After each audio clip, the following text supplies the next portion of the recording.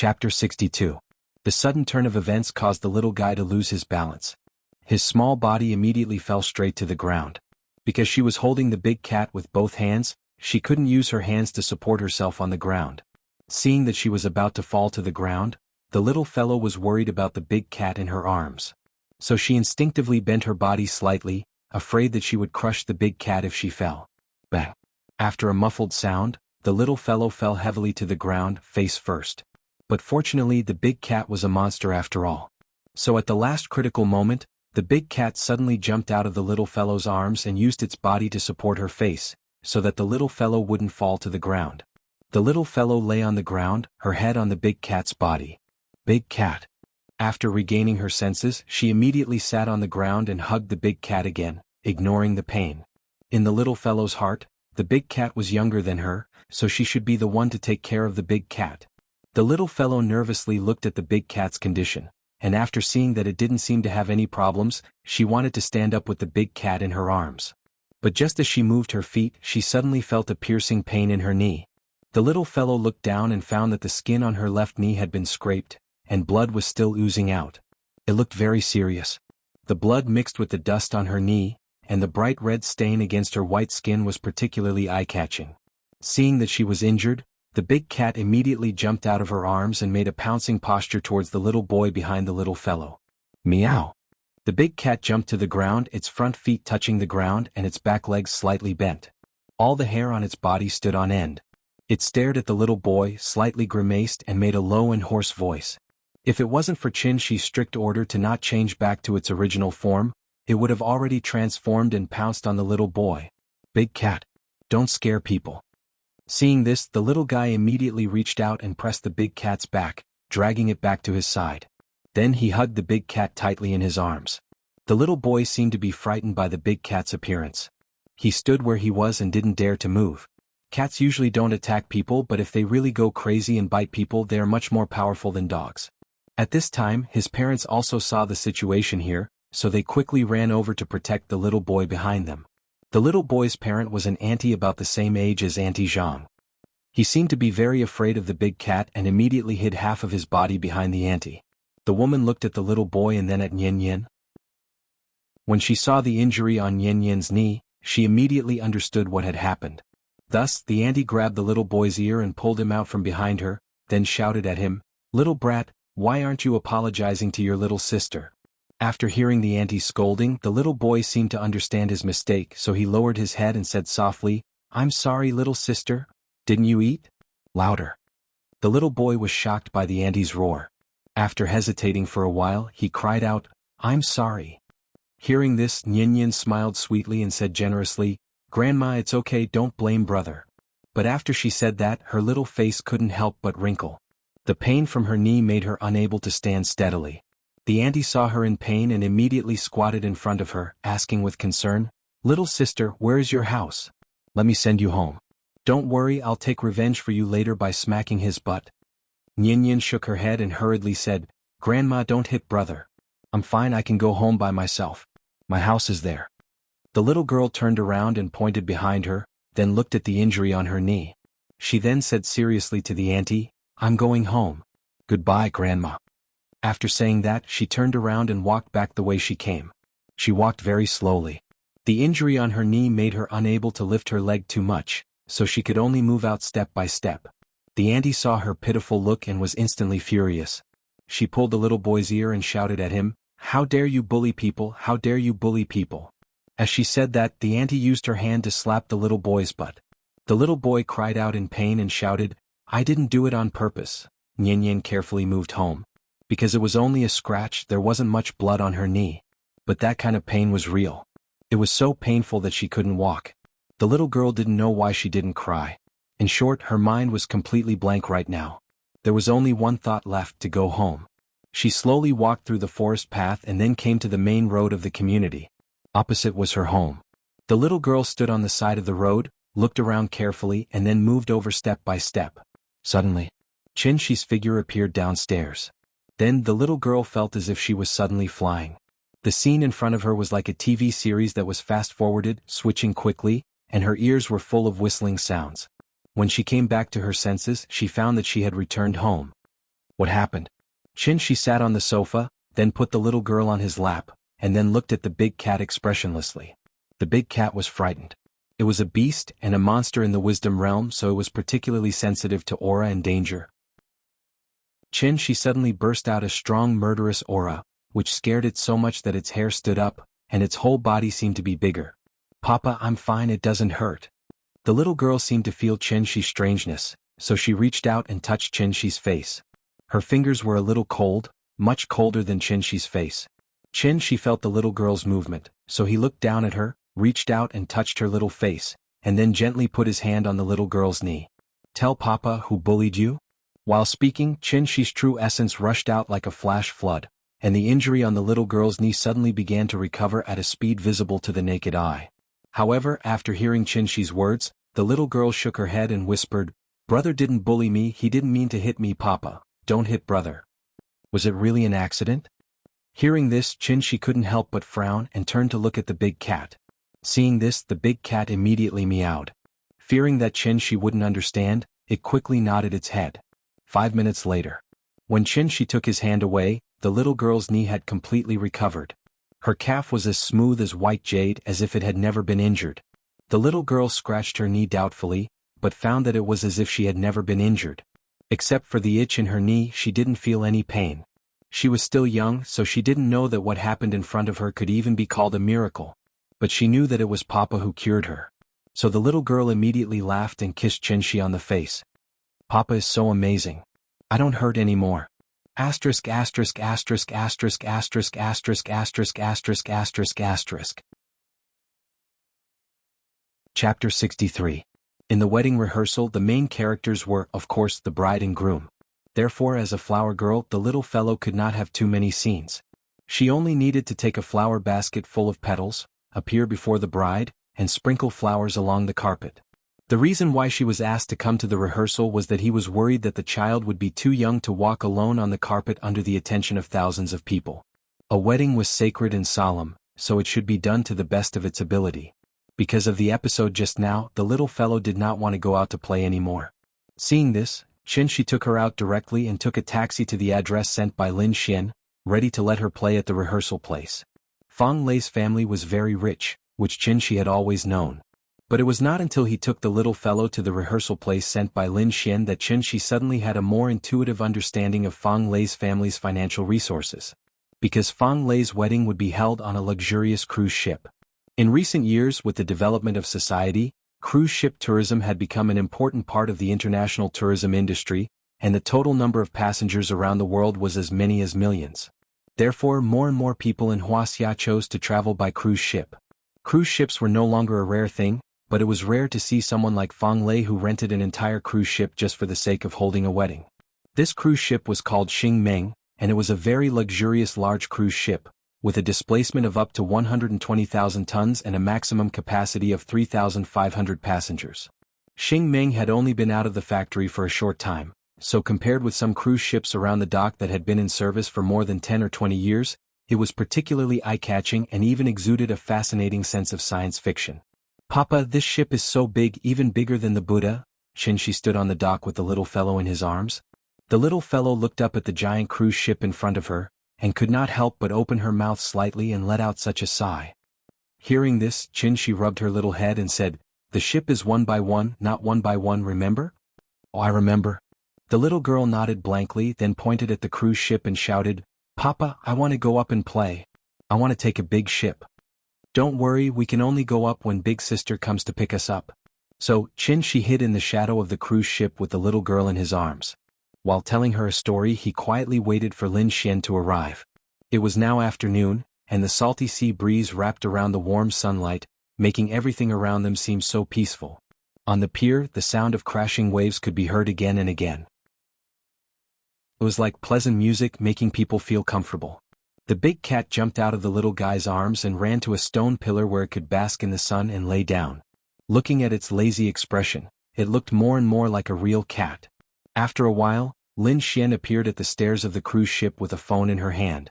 She looked down, then waved to Qinshi and his daughter and shouted, "Qinshi, come here." After the previous few contacts, the little fellow had completely forgotten the unpleasant incident when she first met Lin Xian. So when Qin Shi came to Lin Xian with her in his arms, the little fellow took the initiative to call out to Lin Xian sweetly, "Big sister. Nian is so good. Come and let big sister hug you, okay?" "Okay." The little fellow reached out and then moved from Qin Shi's arms to Lin Xian's. At this time the big cat, who was squatting on the stone pillar, also saw the situation here, so it quickly jumped down from the stone pillar, turned into a black shadow, and jumped on Qin Shi's shoulder in an instant. "Oh, you have a pet?" Lin Xian glanced at the big cat that suddenly appeared, and was immediately attracted by its obedience, so she reached out and touched the big cat's head. The big cat narrowed its eyes slightly, and after Lin Xian took her hand away, it softly meowed, as if it was greeting Lin Xian. Didn't they say that children can't have pets at home? There seems to be such a saying, but the big cat is different from other pets. It likes to be clean. Qin Shi explained with a smile. Lin Xian didn't understand this, so she didn't ask any more. Star Dream was very big and Fang Lei's wedding would be held on the top deck, so Lin Xian took Qin Shi straight to the top deck. In order to have a perfect wedding, Fang Lei had signed a contract with the China Ocean Group as early as half a year ago, booking Star Dream for 3 days. Star Dream had a total of 1751 cabins, 26 elevators and 18 decks, 14 of which were available for tourists to move around. The ship was so big, so of course it had a lot of supporting facilities. 4 main restaurants, 2 special restaurants and 21 bars were just the basic facilities. In addition, there was a bowling alley, a sports field, a swimming pool, a spa and a children's park. It really had everything and it was very luxurious.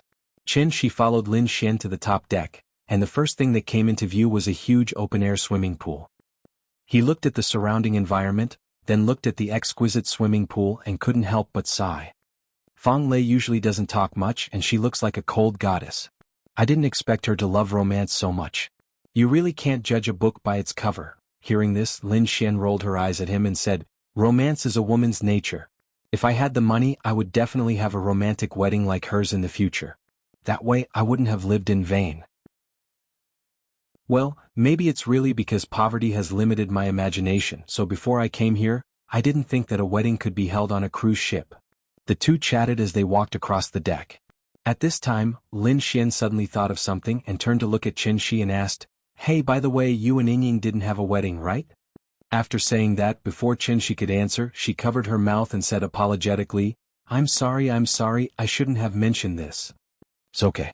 Qin Shi smiled and shook his head, indicating that he didn't mind. However, when Lin Xian mentioned it, it reminded him of some memories and he couldn't help but sigh.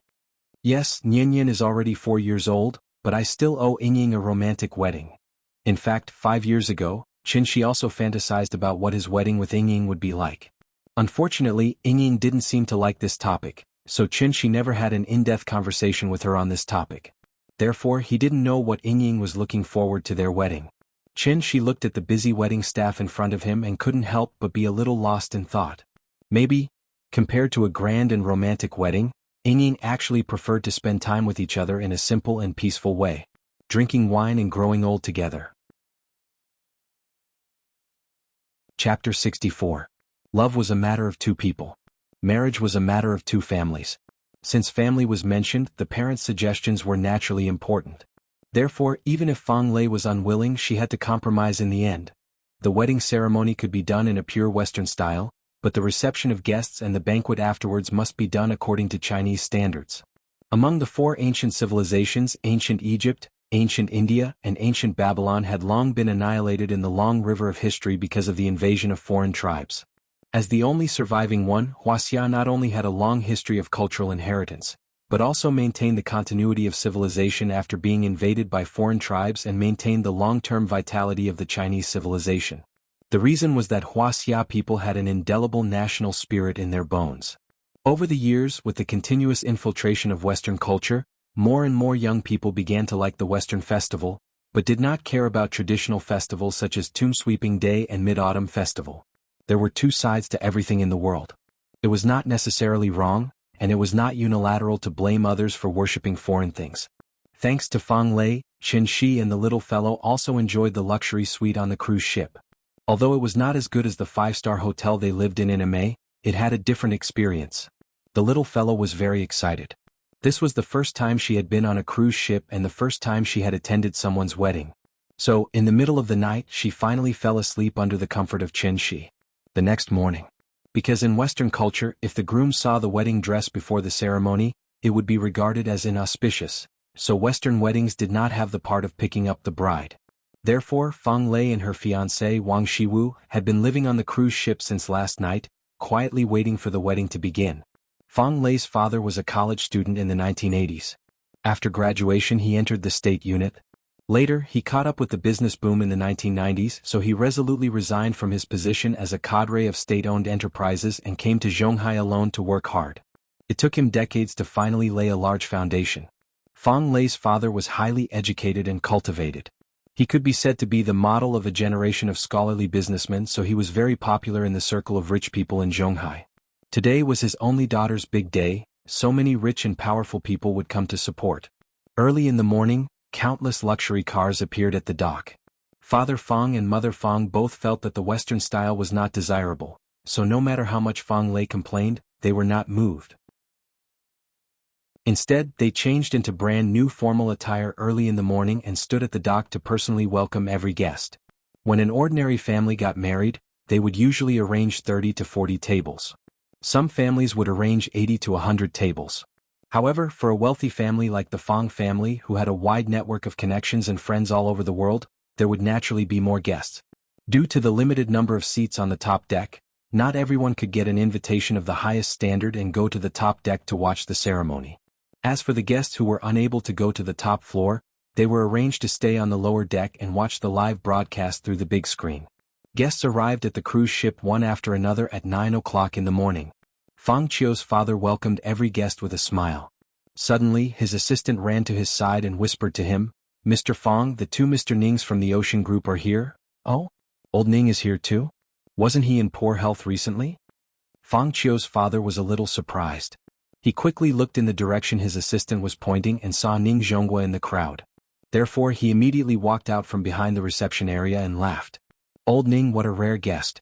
Let's have a few drinks later." As he spoke, he walked up to Ning Zhonghua and gave him a warm hug. Some of the guests around did not know Ning Zhonghua, but after seeing Fang Qiu's father's action, they immediately paid attention and secretly observed Ning Zhonghua, wanting to remember him firmly in their hearts. After the hug, Ning Zhonghua immediately said with a smile, "Old Fang, you're treating me as an outsider. Your precious daughter is getting married, so of course I have to come and support her. Hey, I heard that you were hospitalized some time ago, right? How are you? Are you feeling better?" "I'm fine. I'm in good health now." Fang Qiu's father and Ning Zhonghua exchanged a few polite words, then his eyes fell on Ning Qiutong. "Oh, Qiutong has become prettier again. When are you going to invite me to the wedding?" In order not to steal the bride's limelight, Ning Qiutong specially chose a rather dignified and low-key black gown today. Hearing this, Ning Qiutong smiled. Before she could say anything, Ning Zhonghua laughed and said, "It's still early, still early. My precious daughter is not as sensible as your daughter. She's eager to excel and looks down on all men in the world. I'm so worried. Children and grandchildren have their own lives. As a father, you can't be too nosy." The three of them chatted for a while before Ning Zhonghua wheeled Fang Qiu's father back to the reception area. After signing his name on the guest list, Ning Zhonghua laughed and said, "Old Fang, you have a lot of things to do today, so don't worry about us. We'll go up first. You can go greet the other guests. When you're done, we'll meet again." "Okay, then I'll be rude." Fang Qiu's father nodded, then waved his hand to call over his assistant. "Xiao Sun, bring President Ning up first." The assistant nodded. Just as he was about to invite the father and daughter of the Ning family to board the ship, Fang Qiu's father stopped him and whispered in his ear, "First row." The assistant nodded calmly. After boarding the ship, he led the father and daughter of the Ning family to the other side of the tunnel. They took the elevator directly to the top deck. She took advantage of the time to bring the little girl to the top deck. At this time, many guests were already seated. Melodious light music echoed above the deck. There were white flowers and exquisite decorations all around. As time went by, the orange-red sun slowly rose from the east, gradually blooming with golden light. Amidst the sea breeze, the atmosphere became more and more lively. She held the invitation. When he realized that there was no seat number on the invitation, he casually sat down in the last row of the VIP seats. After sitting down, the little guy immediately began to move restlessly from left to right. She was so excited. Sister said that when the wedding was about to start, she could go backstage and change into a beautiful white gown. Why didn't she let her change in advance? In fact, it was because Lin Xian was worried that she would dirty the gown, so she didn't give the gown to the little girl. Lin Xian was Fang Lei's main bridesmaid. As Wang Lu was already married, she was not a bridesmaid. Qin Shi looked around. Suddenly he saw a familiar face in the crowd. Li Xiaowen. At this time, Li Xiaowen also noticed Qin Shi. He seemed a little surprised to see Qin Shi here. However, out of courtesy he took the initiative to nod at Qin Shi. Seeing this, Qin Shi nodded back at him. However, at this time, Li Xiaowen suddenly froze. Because he remembered something. Therefore, after hesitating for a while, Li Xiaowen immediately walked toward Qin Shi. Mr. Qin, how are you? Thank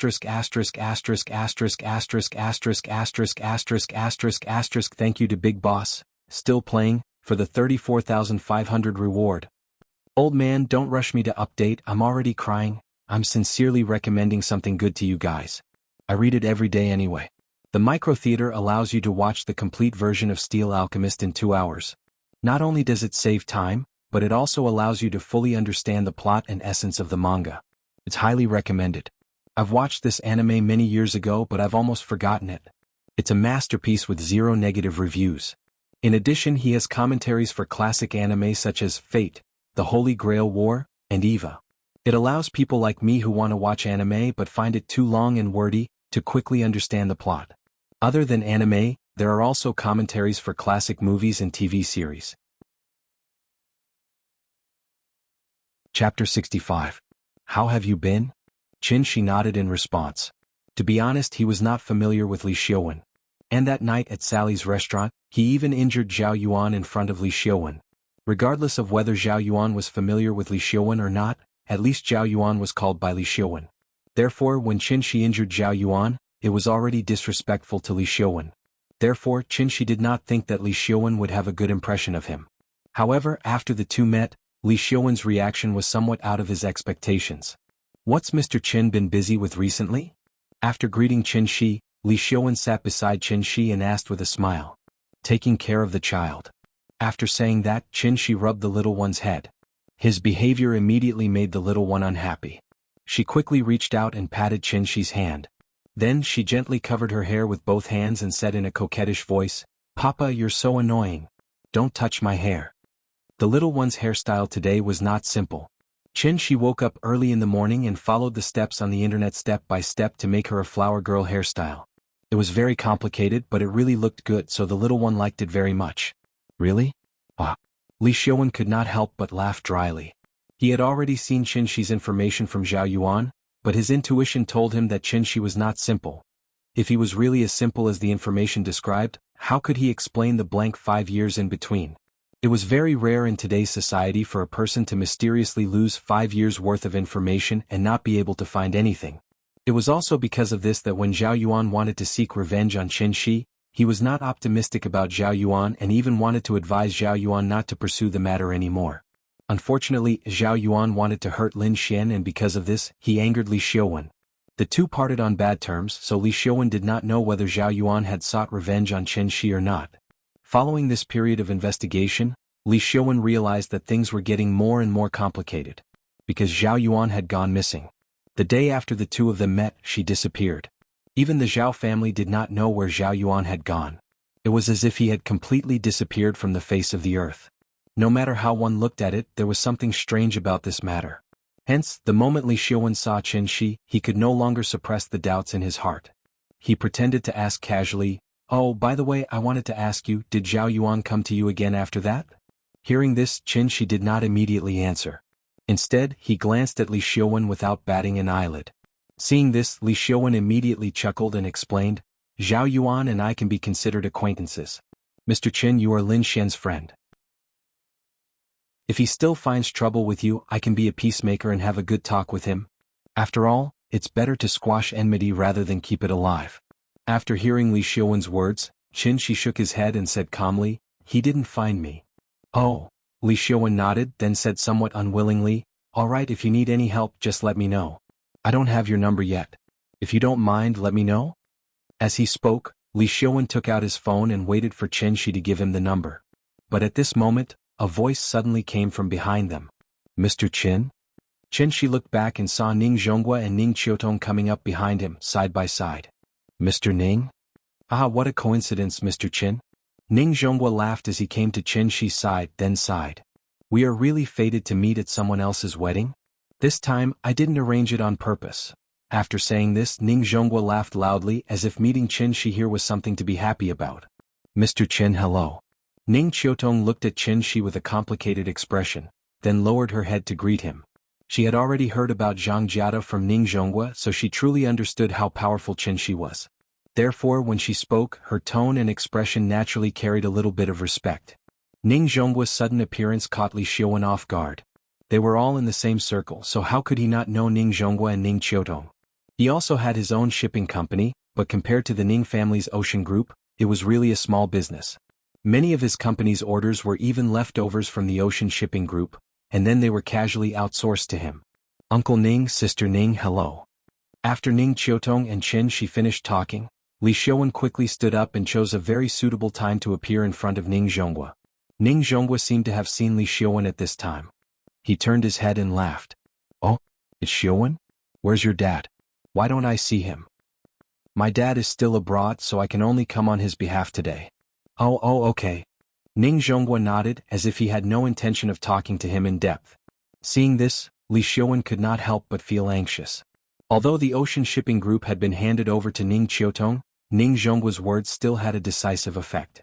In fact, Li Xiaowen's relationship with the Ning family was quite deep. The reason why he was named as one of the top 10 youths in Zhonghai was mainly because of his shipping company. This company was built by him, and the reason why it developed so quickly was because of Ning Zhonghua's help.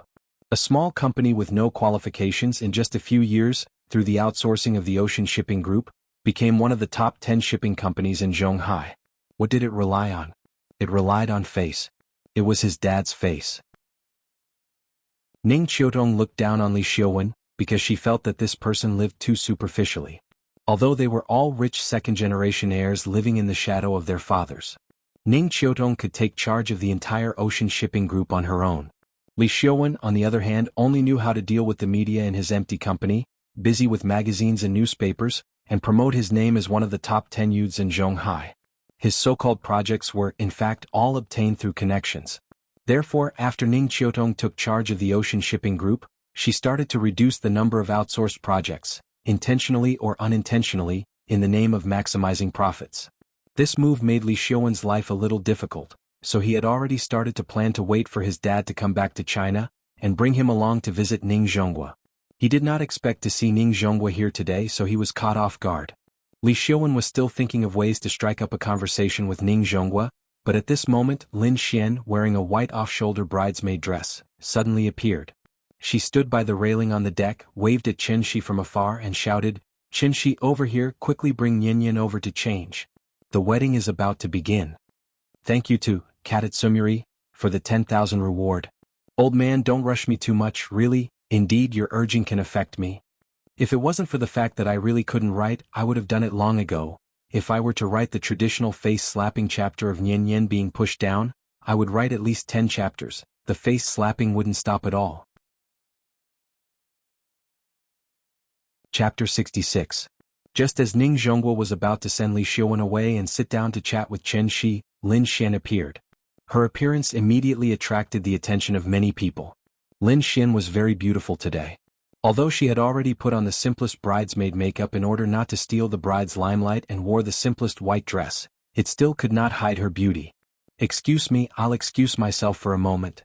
Qin Shi stood up, nodded slightly at Ning Zhonghua, and walked towards Lin Xian with the little fellow in his arms. "You go ahead, we'll talk later." Ning Zhonghua hurriedly stepped aside and gestured for him to go ahead. Li Xiaowen was confused by his actions. Looking at this situation, Ning Zhonghua's relationship with Qin Shi was much better than he had imagined. Also, Li Xiaowen had a feeling. Ning Zhonghua seemed to be lowering his status in front of Qin Shi? What kind of show was this? Li Xiaowen had not recovered from his shock, but Ning Zhonghua had already walked away. When Li Xiaowen finally reacted and wanted to chase after Ning Zhonghua to chat, Ning Zhonghua had already walked towards the first row of the VIP seats under the guidance of his assistant. That place was not a place anyone could sit, so Li Xiaowen had no choice but to stop in his tracks. Then he turned to look in the direction that Qin Shi had left. He saw Lin Xian carrying the little fellow and chatting happily with Qin Shi as they walked towards the staircase. She carried the little fellow to Lin Xian. After sizing her up, he teased, "You're so beautiful today, don't steal the bride's limelight." Hearing this, Lin Xian could not help but spit at Shi. Her face was a little red and her tone was a little shy. She complained, "Don't talk nonsense, there's only one main character today, I'm not as pretty as her." Although that was what she said, Lin Xian felt that Shi's words made sense, so she decided to touch up her makeup later. For example, she would make her nose shorter and her skin tone darker. This was what a bridesmaid should do. Sister hug. This was the first time the little fellow had asked her to hug him, so Lin Xian was stunned for a moment, and then quickly took the little fellow from Shi's arms. After she hugged the little fellow immediately wrapped his arms around her neck and leaned his head on her snow-white shoulders. The reason why the little girl was so enthusiastic was actually not because of the little dress that belonged to her. Girls like beautiful things, even children were no exception. Was not an exception. So after wearing it once yesterday, the little fellow was completely mesmerized. Because Lin Xian was dressed as the main bridesmaid, when the guests saw her, they would stand to the side and make way for her. At the same time they would smile and nod at her. The two of them walked side by side on the deck for a while. After seeing that there were not many people around, Lin Xian pretended to be nonchalant and asked, "Who was that woman in black? Why do I feel like I've seen her before?" She thought for a moment before realizing that she was referring to Ning Qiutong, so he introduced her. "She's Ning Qiutong, Li Xiuan also knows her, so I guess you've seen her before." Hearing this, Lin Xian was silent. When she sent Shi home that day, she saw some things with her own eyes. In order to see the woman's face clearly, Lin Xian especially waited until the woman left before leaving. So she could not be wrong. The woman in the black dress was the woman who suddenly knelt in front of Shi that night. After thinking for a while, Lin Xian continued to ask, "Li Xiuan's friends are not ordinary people, didn't you just return to Zhonghai? How did you get to know them?" "Because of a misunderstanding, I became friends with his father, so I went to their house a few times." After hearing his words, Lin Xian secretly glanced at Shi. He was not telling the truth. But since Shi did not want to say, she naturally did not ask anymore. Thinking of this, she could not help but snort lightly, and then did not want to talk to Shi anymore. Carrying the little fellow, she quickly walked into a room around the corner. "Wait here, I'll bring her to change." "Okay." Bam. The sound of the door closing was a little loud. Shi did not seem to notice Lin Xian's strange behavior. After seeing her close the door, he stood by the railing and looked down at the scenery below. After waiting for a while, Lin Xian still had not come out, but the sound system on the cruise ship rang. The band on the top deck began to play. The string quartet performed a soothing and melodious classical music.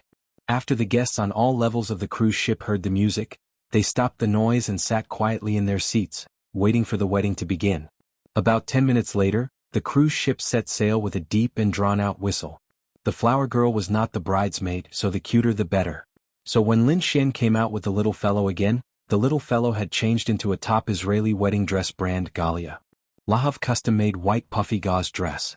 She was wearing a pair of white princess shoes and a garland made of real flowers on her head.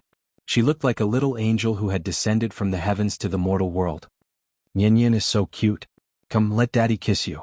Seeing his daughter's cute little face, Shi was suddenly overjoyed and quickly stepped forward to kiss her.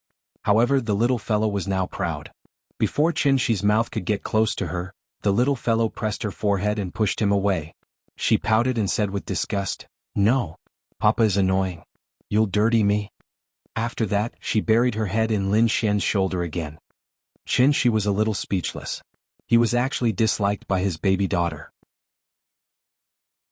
"Stop it, the wedding is about to begin. Go back and sit down. I have to take Nian to find Lei Lei. See you later." After that, Lin Xian took the little fellow to Fang Lei's room. Seeing this, she could only shrug helplessly and then walk toward the deck. The deck was packed with people and the VIP seats had long been filled. Many children did not want to watch the broadcast, so they did not listen to the adults at all and ran to the top deck to see the live scene. Since they were guests, it was naturally impossible to chase them out of the top deck, so there were more and more people on the top deck. She didn't like to join in the crowd, but in order to take a few beautiful photos of the little girl as a souvenir, he had to apologize while trying his best to squeeze into the crowd. It wasn't until he stepped on the red carpet that he finally stopped. The red carpet crossed the entire deck. On one side was the flower arch of the wedding stage, and on the other side was the passage for the bride and groom. Suddenly the music stopped. Then a wedding officiant dressed as a priest slowly stepped on the red carpet and walked toward the wedding stage. After the priest finished his speech, the music started again. But this time, it was the wedding march that was playing. The groom, Wang Shiwu, slowly appeared at the end of the passage under the priest's introduction. After the groom stood on the stage, the best man and the bridesmaid walked up the passage one by one. After the best man and bridesmaid were in place, Qin Shi finally perked up. Because the little fellow was going to appear. Others' focus was on the bride and groom, but his focus was all on the flower girl. If he could, he would probably laugh out loud without hesitation. That's my daughter. This was the pride of a father. Thank you to Mosa Fanzi for the 10,000 reward. The first group number of this book, 5117933123.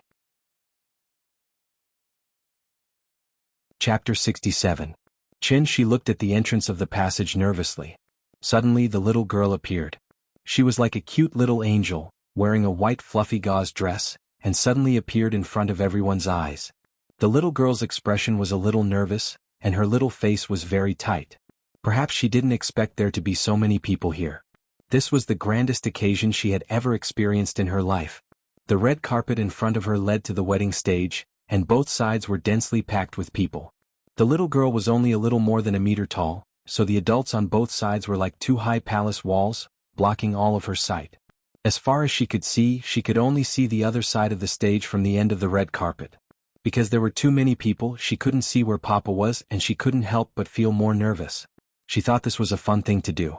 But it wasn't until she stood here that she realized everything was different from what her sister said. Then the little girl's mind went blank because of nervousness. Whose child is this? So cute. That's right, if only my daughter was as beautiful as her. This young lady is truly a great beauty in the making. Look, our family is blushing when looking at this girl. Brat, how old are you? Qin Shi stood in the crowd, listening to everyone talking about the little girl who suddenly appeared, and suddenly felt very proud.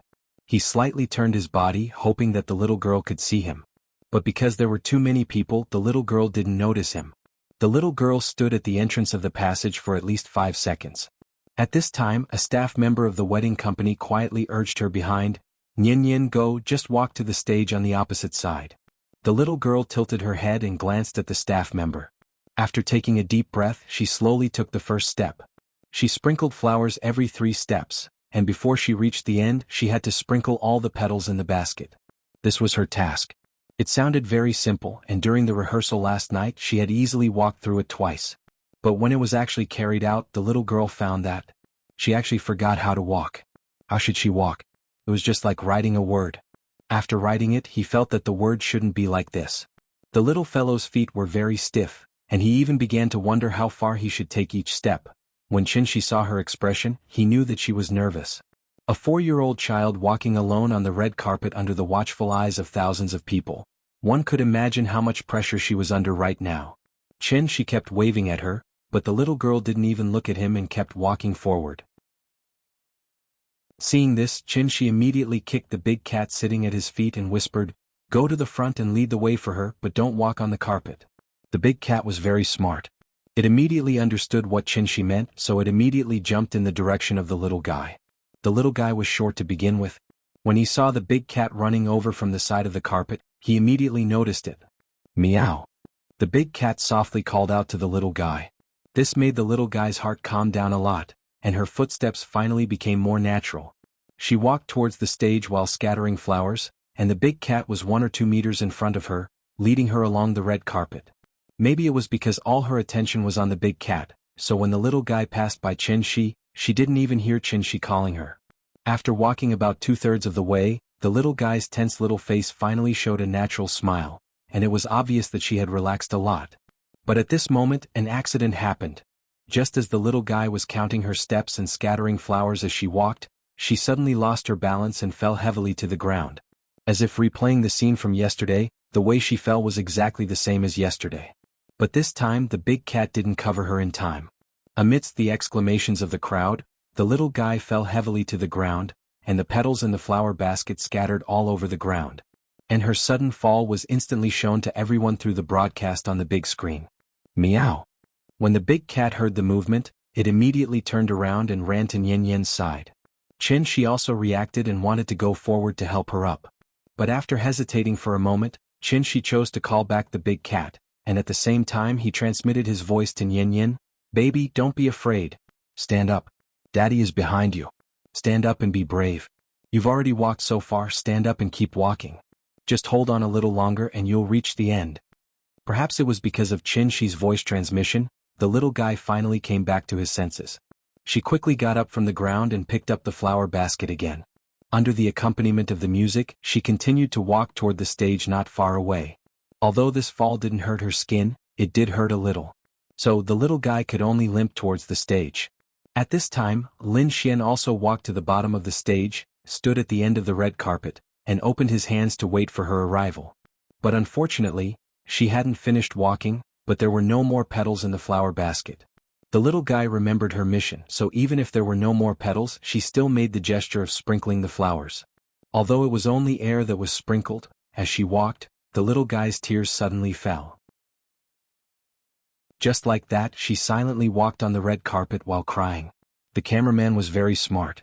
After the little guy fell, he immediately moved the camera to the bride, who was about to appear at the end of the aisle. Finally, Yin Yin walked to the front of the stage. Lin Xian hugged her, then carried her around to the temporary lounge behind the stage. The moment they left, the crowd on the deck suddenly burst into loud cheers. The bride appeared. And the scene of her falling no one seemed to have seen at all. In the lounge, Lin Xian put the little guy on a chair, then gently wiped away her tears. Baby, does it hurt? Don't cry, it's okay. The little guy didn't cry out loud. But at this moment she finally couldn't hold it in anymore. Just as Lin Xian was showing concern for her, the little guy suddenly jumped into Lin Xian's arms, then cried out in a sobbing voice, Sister, I'm sorry I screwed up. It's okay baby, you've already done very well, don't cry, don't cry. Lin Xian hugged the little guy tightly, constantly comforting her. She was very sad and blamed herself, so she kept repeating, I'm sorry. At this moment Qin finally rushed over. Lin Xian glanced at Qin, then motioned for Qin to come over. She was the main bridesmaid, so she couldn't just leave. Lin Xian gently pushed the little guy into Qin's arms. At this moment the little guy finally saw Qin. So she cried even harder. Chapter 68. Well baby, don't cry. Qin gently patted the little fellow on the back and then gently comforted her. It's normal to fall. You don't have 4 legs like the big cat. Daddy often falls down. Didn't you fall down once yesterday? Why didn't you cry yesterday, but today you cry like a little kitten? Hearing this, the little fellow raised her head from Qin's arms, and then sobbed and sadly blamed herself. It's my fault. I was the flower girl for my sister, but I fell down and the petals were all gone. I'm so sad. I'm so sad. The more the little fellow spoke, the sadder she became, and her snot and tears could not stop flowing. Qin quickly took out a few pieces of paper and wiped her face. Then he held the little fellow in his arms and comforted her. It's okay. Sister won't blame you and Daddy won't blame you. It's not terrible to fall down. What's terrible is not having the courage to stand up, understand? The little fellow did not speak, but her crying was much softer. Seeing this, Qin gently patted her on the back again and said softly, You're still young and you'll definitely encounter different kinds of difficulties in the future. Remember Daddy's words, don't be afraid when you encounter difficulties in the future, and don't cry, but face them with strength and courage. In this way you won't fall in the same place for the second time, okay? It seemed that his comforting words were effective. The little fellow lay in his arms and gradually stopped crying.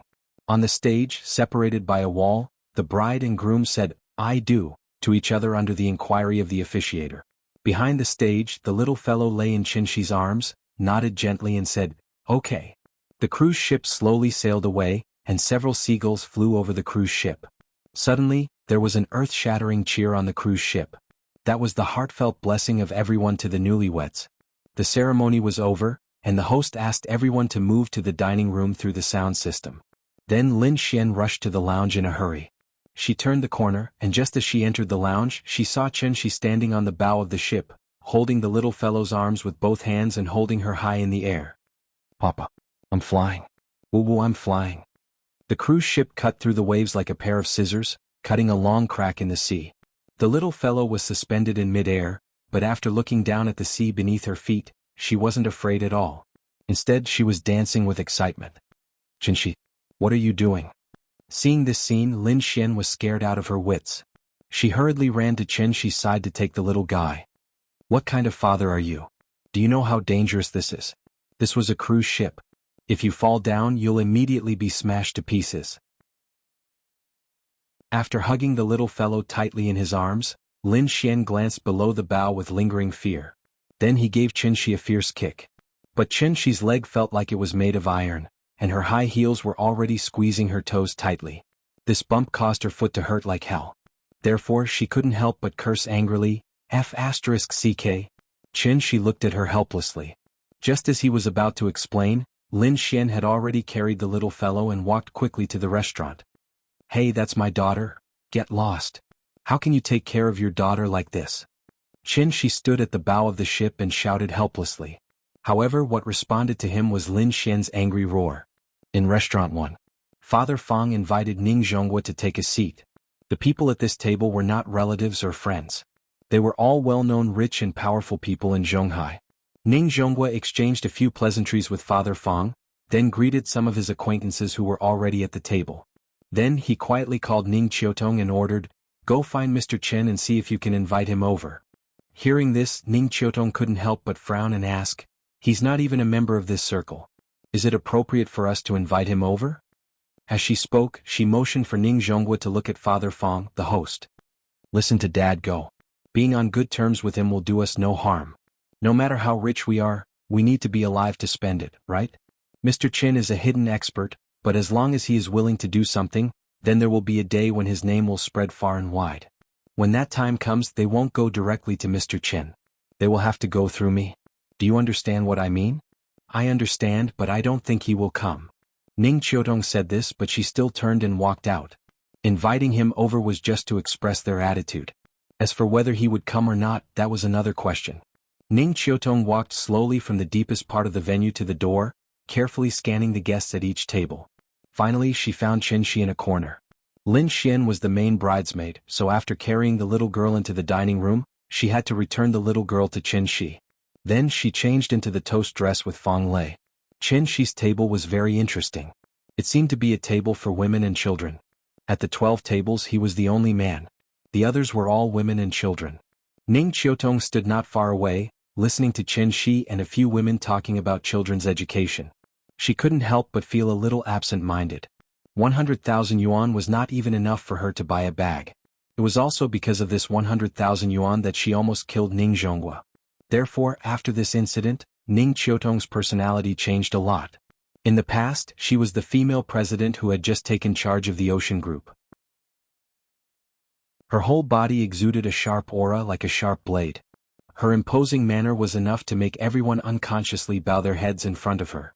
She always meant what she said. As long as she made a judgment, she would absolutely believe in her own judgment. It wasn't until that day when she helplessly knelt in front of Chen Shi that she finally realized where she had gone wrong. Maybe this was a good thing. She was born with a silver spoon in her mouth. After all, she had to go through some things to transform and become more perfect. After hesitating for a moment, Ning Qiutong came behind Chen Shi and said softly, "Mr. Chen." Chen Shi looked back and saw that it was Ning Qiutong, so he asked, "Miss Ning, what's the matter?" "My father wants to invite you to his table. Do you think it's okay?" Ning Qiutong pointed to the deepest part of the venue. Seeing this, Chen Shi immediately shook his head and said politely, "No, it's okay. I have a child here, so it's not that troublesome." "Okay, take your time." After Chen Shi rejected her, Ning Qiutong didn't say anything more. She nodded at him gently and went back. After Ning Qiutong left, a woman next to Chen Shi asked with a smirk, "Young man, who's that girl? She's pretty." "A friend," Chen Shi replied politely. "A friend? You have such a beautiful female friend?" The woman didn't seem to believe it. Before Chen Shi had time to explain, she said with a smirk, "That bridesmaid is also your friend, right? TSK, young people these days are amazing." Her words, which were full of meaning, immediately caused the other big sisters at the table to laugh. Seeing this, Chen Shi could only smile and say, "She's really a friend. Don't tell me you all think that there's no such thing as a simple friendship between a man and a woman?" "No." Hearing this, the big sisters immediately replied in unison, "You guys are so shallow." After saying this, Chen Shi also laughed with them. The women were just joking, so Chen Shi didn't take it to heart. Because in reality his relationship with Ning Qiutong could not even be considered as a friend. Chapter 69. During lunch, Qinshi talked with several older sisters about how to educate children, which gave Qinshi a lot of inspiration. For example, don't hold the child all the time and let her walk around more. Children must walk more, and walking is good for joint development. At the same time, exercise will also increase the child's lung capacity.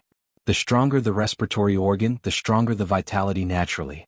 In addition, more sun exposure to prevent osteoporosis, which is conducive to the healthy growth of children.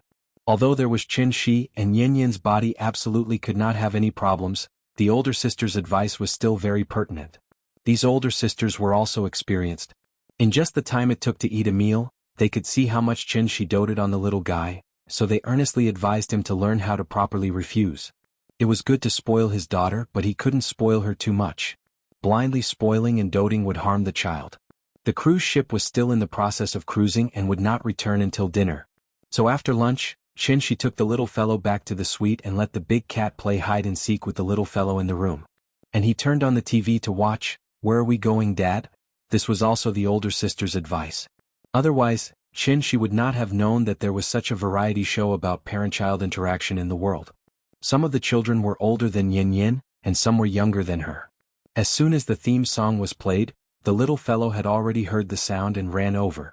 Then she sat next to Qinshi with the big cat in her arms and watched with him. After watching for a while, the little fellow pointed to a little boy who was being difficult on the TV and giggled, "Papa, that brother is so silly. He's crying so shameful." Looking at her complacent look, she had probably forgotten that she was crying in the morning. Hearing this, Qinshi couldn't help poking her little face and said with a smile, "You know how to be shy, then don't be like this brother in the future, crying all the time."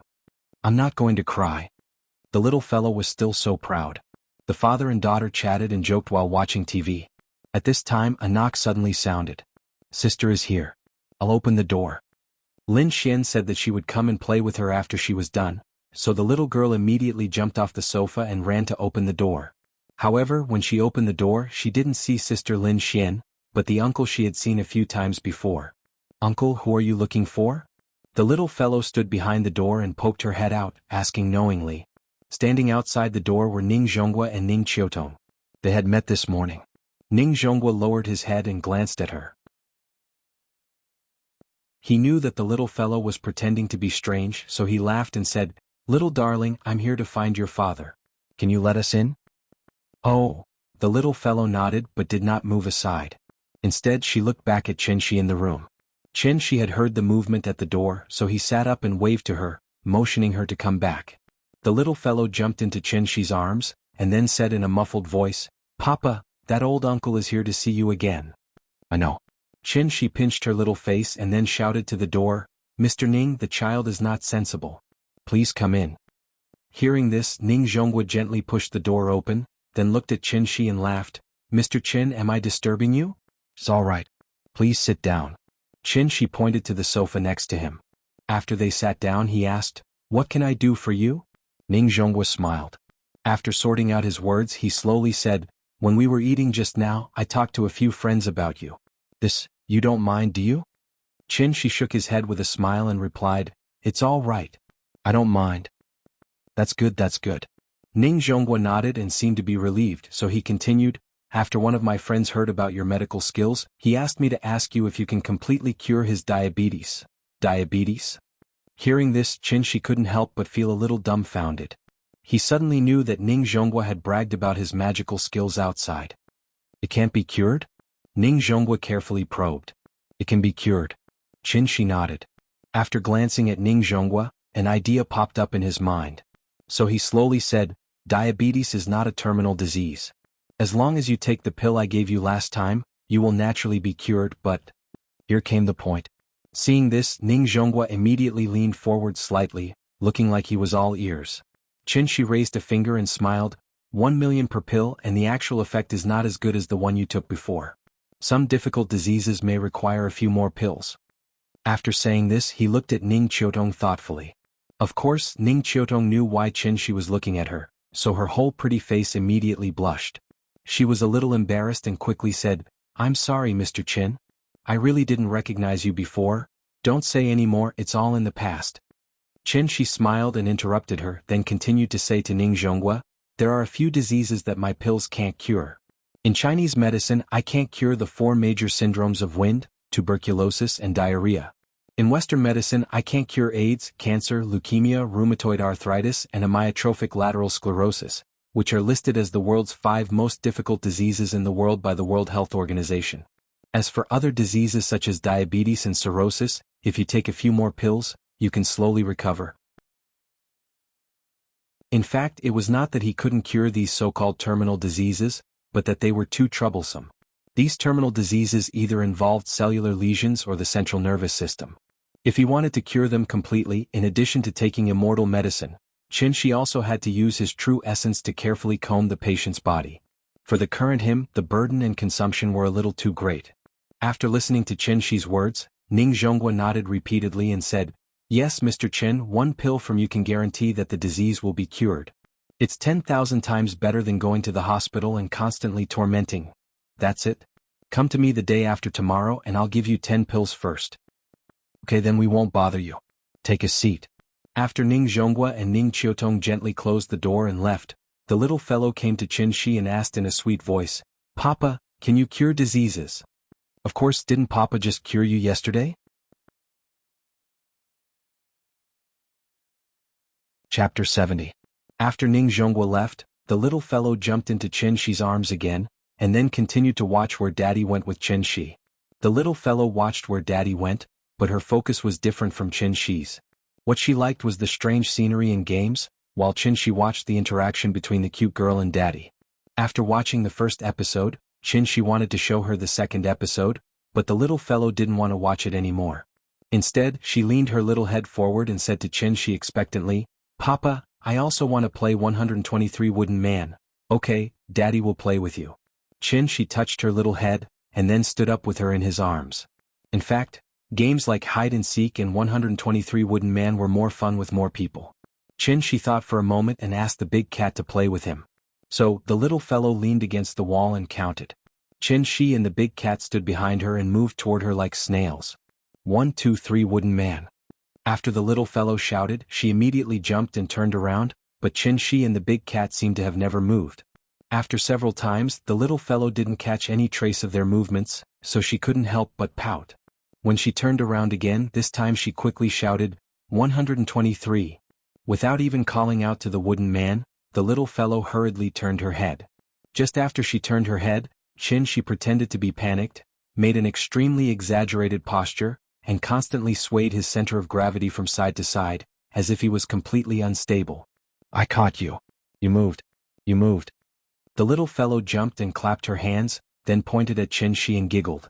"Well, I was caught by you. It's my turn to count 123. Qin Shi pretended to be regretful and said, "I'll be Wooden Man." The little guy quickly ran to Qin Shi's side, then pulled the big cat back to the corner, ready to start another round. Qin Shi, on the other hand, did what she did just now. He slowly leaned against the wall and shouted, 1, 2, 3 Wood Man. After saying that, he imitated the little fellow and turned around. The little girl pursed her lips and looked very serious. She had just taken a step with her left foot and her little hand was still waving in the air. When she saw Qin Shi turn around, she tried her best to stop her body from shaking. Qin Shi pretended not to see her move, so he turned around and started counting again. Most of the children nowadays spent their childhood in the company of toys and cartoons. It wasn't that they didn't like to play games such as 123 Wooden Dummies, hide and seek, but because there was no one to play with. Qin Shi was very patient. As long as the little girl was happy, he could play with her all day. So, when Lin Xian finished everything and came to find them, the father and daughter were still playing 123 Wooden Dummies in the room. Qin Shi didn't know why the relationship between the little fellow and Lin Xian had improved by leaps and bounds. Lin Xian was just an ordinary big sister in the eyes of the little fellow, but after attending Fang Lei's wedding, the little fellow began to like Lin Xian very much. So when she heard the knock on the door, she ran to open it excitedly. This time it was Lin Xian standing outside the door. When Lin Xian saw that she was sweating profusely, her first reaction was to take her to the bathroom and wash her face with a hot towel. "What are you playing? Are you having so much fun? 123 Wooden Dummies? It's so fun." After Lin Xian washed her face, the little fellow's whole face was still red, looking like a ripe apple. "Have you been playing for a long time? Are you tired?" "Tired. But it's fun." Lin Xian gently tapped the tip of her little nose, then carried her out of the bathroom. Drink some water, children need to drink more water. After pouring a glass of water for the little fellow and letting her gulp it down, Lin Xian looked at Qin Shi and praised, "When a man takes care of a child, not many are as patient as you."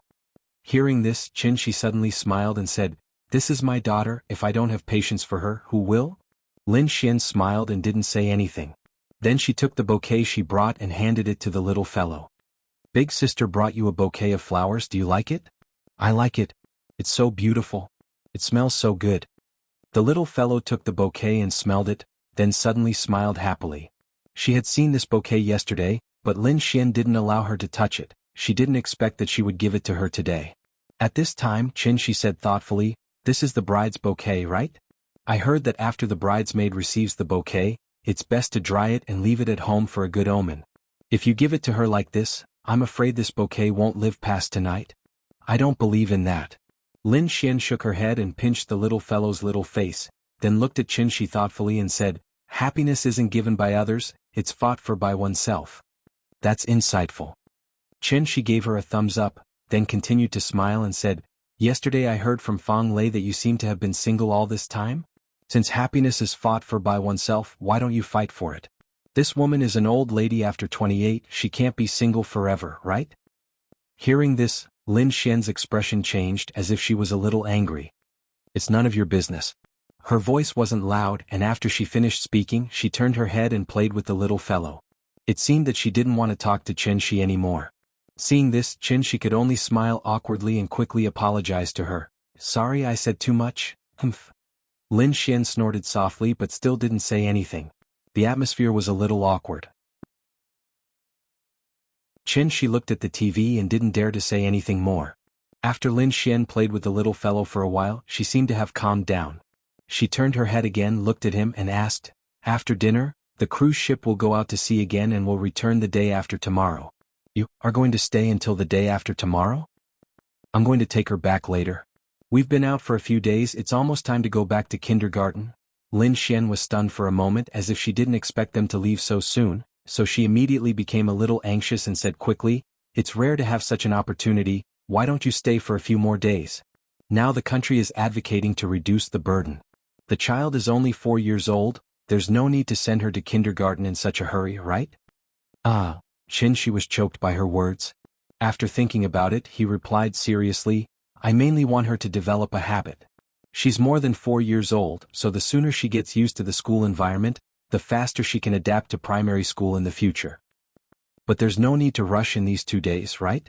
She's only 4 years old. You're suppressing a child's nature. Besides, she's only in the middle class, right? Most of the time she goes to kindergarten, she's just playing with the teacher." After saying that, Lin Xian looked at the little fellow and asked, "Nian Nian, do you want to play on the cruise ship for 2 more days? Sister will take you to the children's park, you haven't been there yet, right?" "I want to go. I want to go to the children's park." When it came to playing, the little fellow immediately became excited and wanted to stand up with a bouquet of flowers. Lin Xian hugged the little fellow and glanced at Qin Shi as if to show off. Seeing this, Qin Shi could only shake his head and smile bitterly.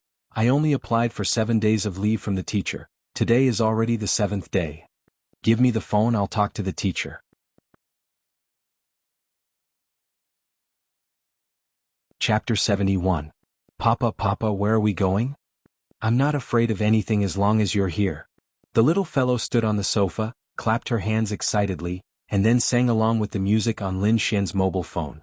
However, after the little fellow finished singing, Qin Shi didn't continue singing, so she was immediately unhappy.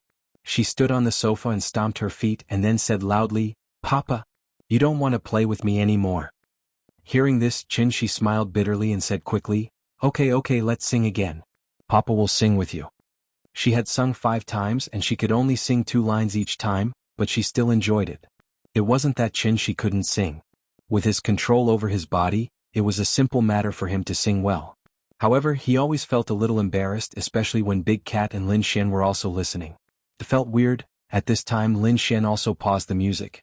She played the music again and then shouted to Qin Shi, "It's a good thing that the child is willing to learn to sing. You should cooperate with her." "Okay, I'm wrong. Let's sing again. Papa will sing with you." The prelude sounded. The little fellow didn't learn English, so she didn't know what they were talking about. The main song was not as catchy as the chorus, so she couldn't remember it after listening to it several times. She could only muddle through with it. Finally the chorus came. Before the music on the mobile phone started, the little fellow was already shouting, "Papa, Papa, where are we going?" After singing this sentence, the little fellow realized that she couldn't keep up with the beat. After a pause, she finally caught up with the rhythm, waved her little hands and shouted, "I'm not afraid of anything." After singing, the little fellow looked at Chen-shi with some expectation. "Baby, baby, I'm your big tree. I'll accompany you to watch the sunrise for the rest of my life." Chen-shi caught it accurately, which made the little guy immediately jump from the sofa happily, and then directly rushed into Chen-shi's arms. "Daddy, Daddy, where are we going?" Hee hee, the song "Where Are You Going, Daddy" played on a loop. After singing a few more times, under the organization of the little fellow, the game of 123 wooden men started again. But this time there were 3 wooden men. It was time for dinner. The little girl walked in the middle, holding Chen-shi's hand in one hand and Lin Xian's hand in the other. From time to time she would suddenly lift her legs and let them carry her. After they walked into the restaurant, they randomly chose a table and sat down. The little girl was still singing, "Where's Daddy?" At this time Wang Lu, who was not far away, noticed them. She quickly used her elbow to lightly nudge Li Xiaowen beside her, indicating for him to look over there. After watching for a while, Li Xiaowen's expression became uglier and uglier. Lin Xian and Chen-shi have known each other for a long time. The relationship between them has always been very good.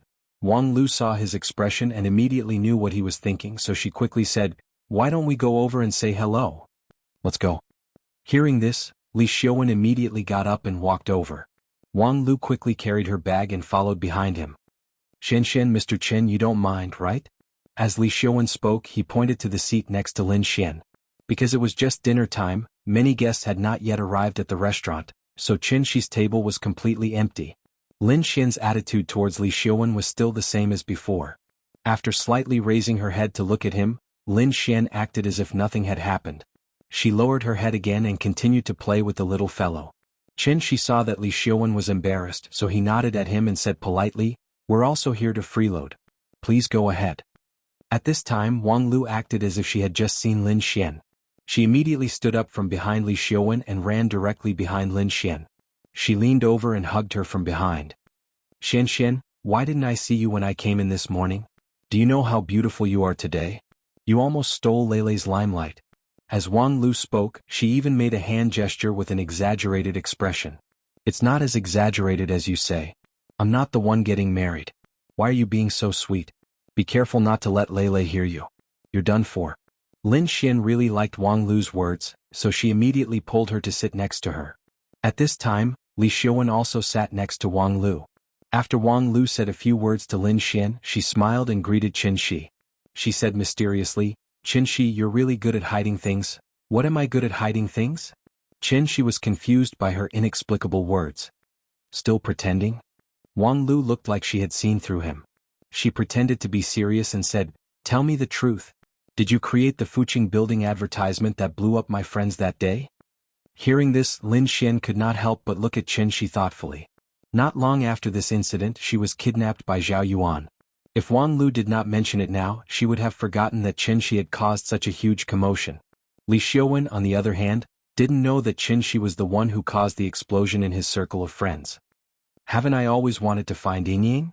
So I asked a friend to help me think of a way, but I didn't expect his method to cause such a huge commotion. Your friend is really amazing. If there's a chance, introduce us to him. One more friend means one more path, don't you think so?" Perhaps Chen-shi could not stand Wang Lu's unscrupulousness. After nodding lightly, he did not speak anymore. Wang Lu and Li Xiaowen's sudden appearance made Lin Xian's mood turn bad. Thus she did not speak anymore. She took out her phone and started playing by herself. When Wang Lu spoke to her, she did not say a word. When Wang Lu wanted to lead the topic to Li Xiaowen, Lin Xian completely shut her mouth. She did not even make a sound. He had already said so much, but Lin Xian was still the same. Even Wang Lu felt a little bored. Thus, she could only look at Li Xiaowen helplessly. Li Xiaowen's expression was very ugly. He was silent for a while. Then he suddenly stood up. Without saying a word, he turned around and walked out.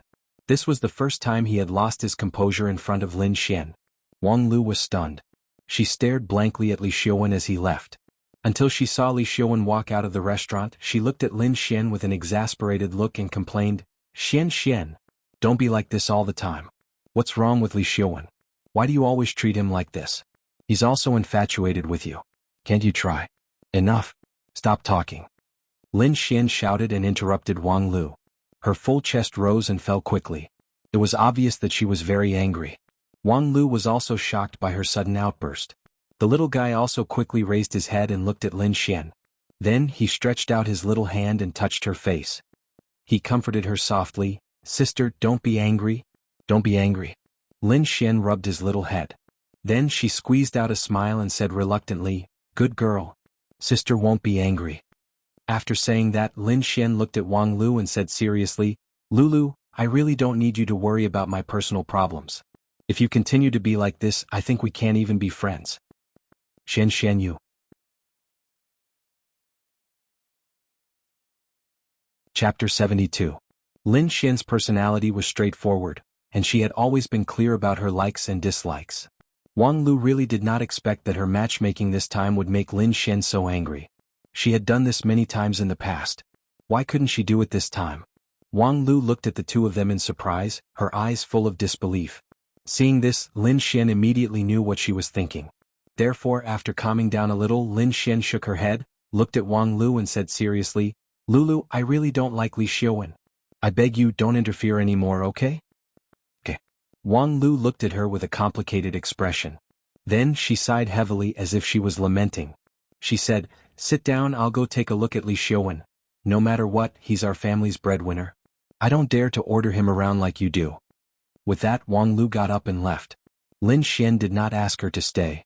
In fact, other than being a gold digger, Wang Lu was good in other aspects, which was why Lin Xian had been friends with her for so many years. But it was a pity. The values of the two of them were too different, so until now they could not be the closest friends. In the sea of life, how could one be so lucky? In such a big city, she could not find a single friend that she could confide in. Sometimes, when she thought about it, perhaps she felt a little sad. After Wang Lu left, Lin Xian looked at the table in front of her with unfocused eyes, and no one knew what she was thinking. She waited for a while, and seeing that she was not in a good state, he asked softly, What's wrong? After hearing Shi's voice, Lin Xian seemed to have been woken up from a dream. She shook her head and said with a smile, Nothing. Okay. Seeing that she had something on her mind, Shi motioned for the little guy to come over, and prepared to let Lin Xian be alone.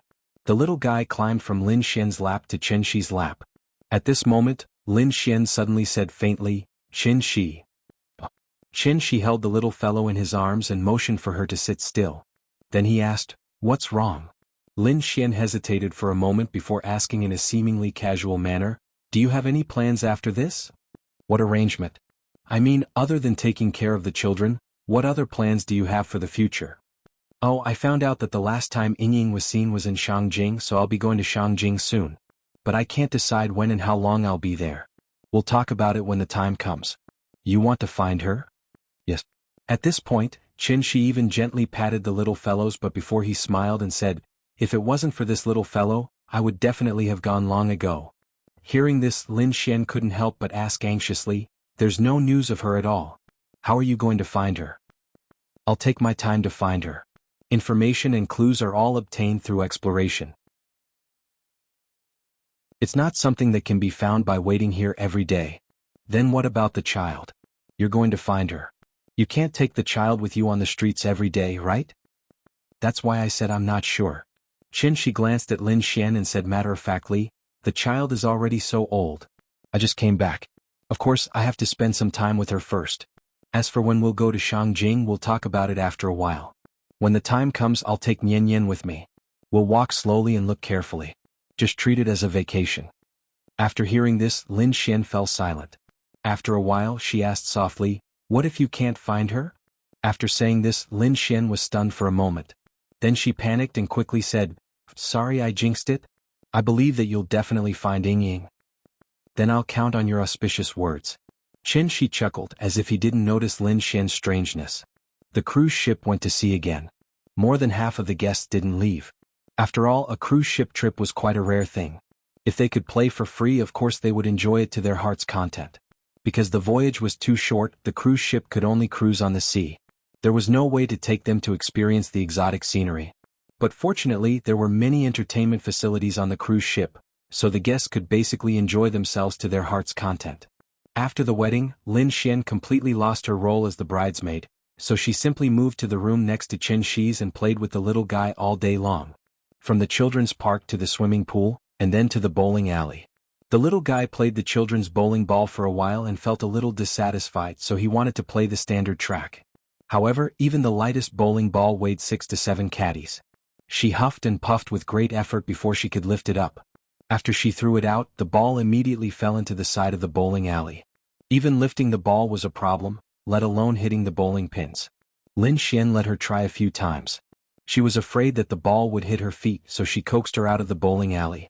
In the evening, Lin Xian took him to the top deck to eat barbecue. The little guy pointed to the moon on the sea and sang loudly, "Where is Daddy going?" which immediately attracted the praise of the people around. Several children at the next table even sang with the little guy. The crisp and pleasant children's voice and the crashing waves complemented each other. The whole cruise ship seemed to be much happier. The next morning after breakfast, Lin Xian took the little guy to the deck to bask in the sun. She had learned yoga, so she made a few simple movements and let the little guy follow her. The little guy sat on the yoga mat and tried his best to learn. Chen Shi couldn't help but laugh at the silly look on his face. Later, Lin Xian gave him a spa treatment and went to the cruise ship's theater to watch a wonderful performance.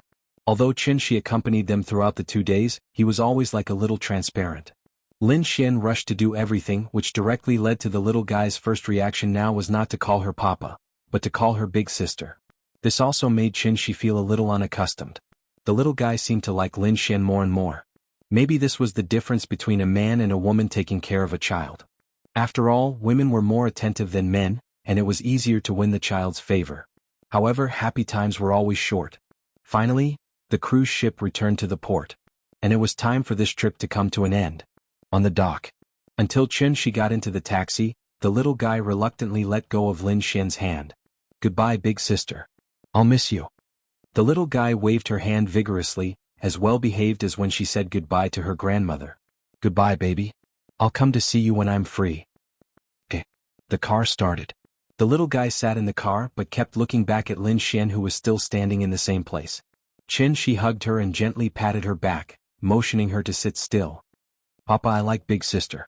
The little guy laughed and gave Lin Xian the highest praise. Chen Shi shook his head and did not say anything. The little guy happily sang, "Where is Daddy going?" which made the taxi driver couldn't help but praise, "Your daughter is so cute." "Thank you." Chen Shi smiled and nodded in response.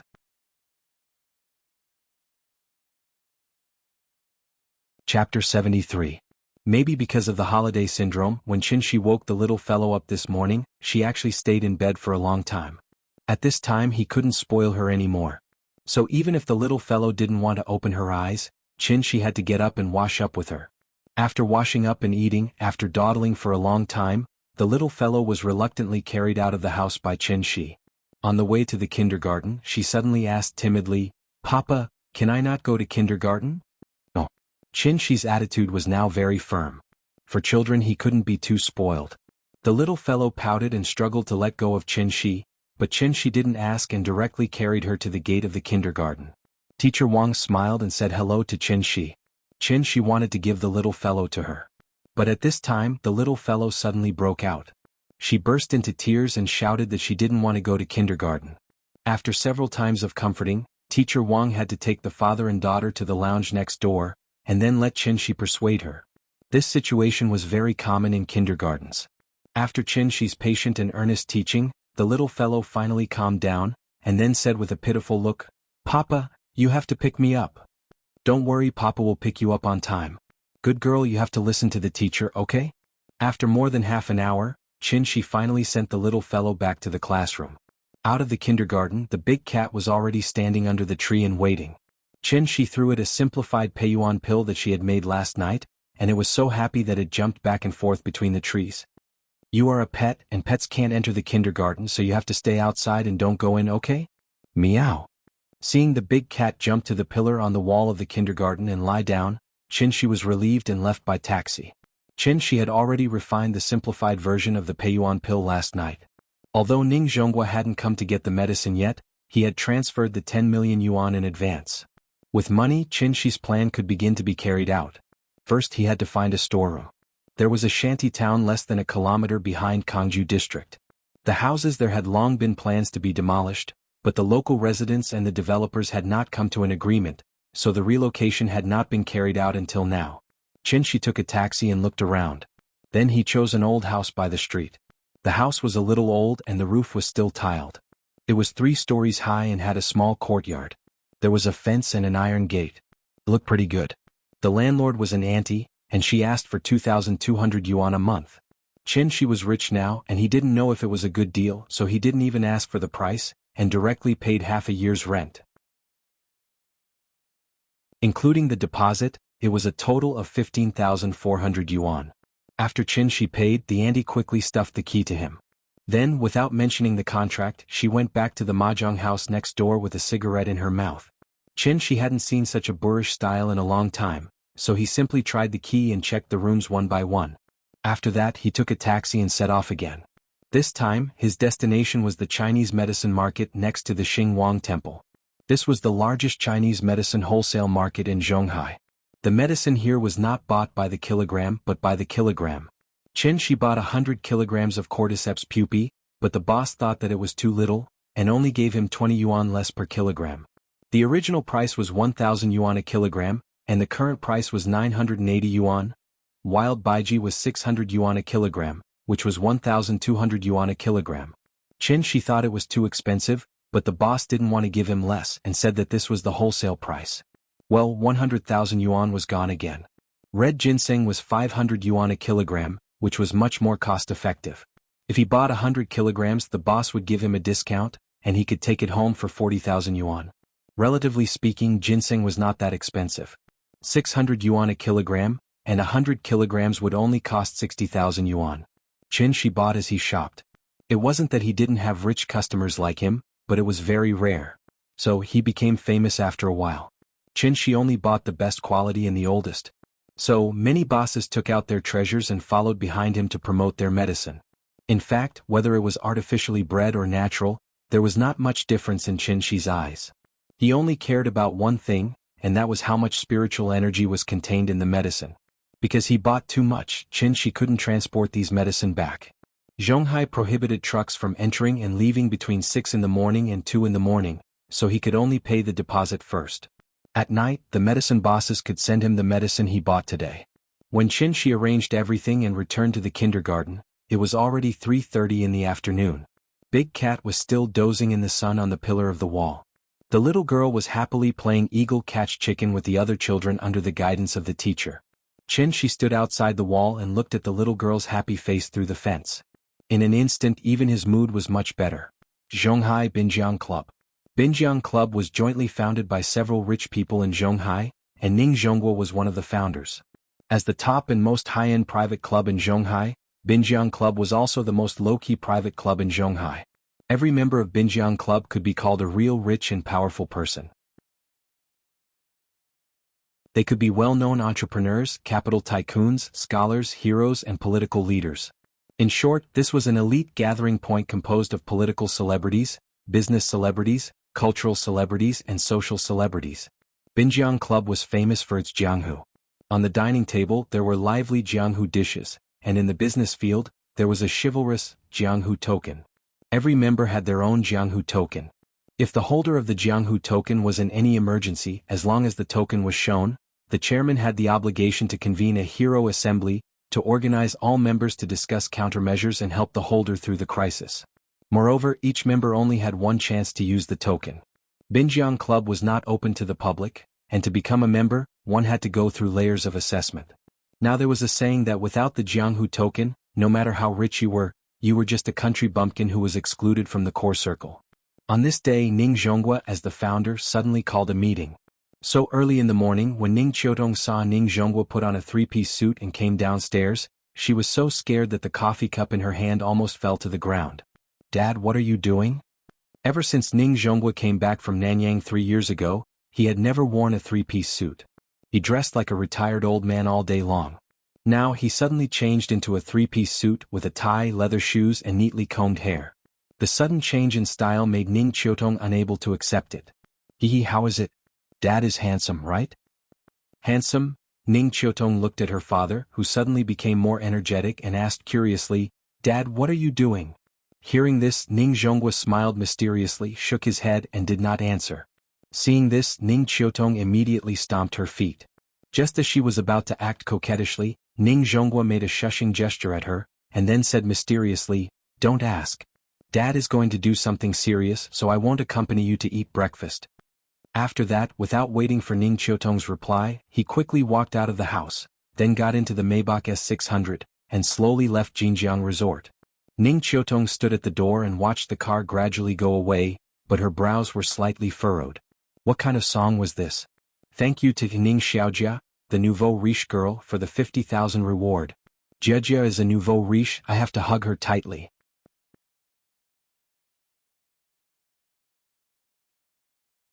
Chapter 74.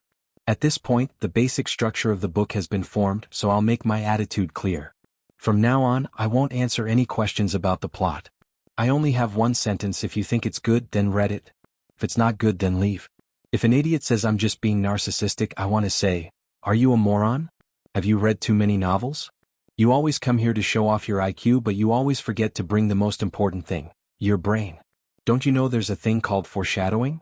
You're always wrong here and there. How high do you think your IQ is? Honestly, sometimes when I see your comments, I feel like laughing. Feels like I'm feeding a child. I have to explain things clearly to him so that he can understand what I mean.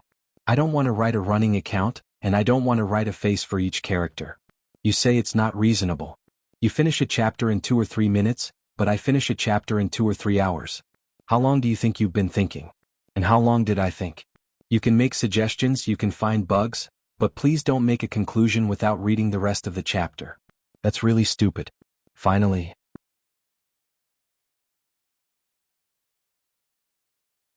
Chapter 75. Ning Zhonghua looked around with satisfaction. Seeing that the atmosphere in the venue had reached the level he wanted, he slowly said, Let me make it clear first.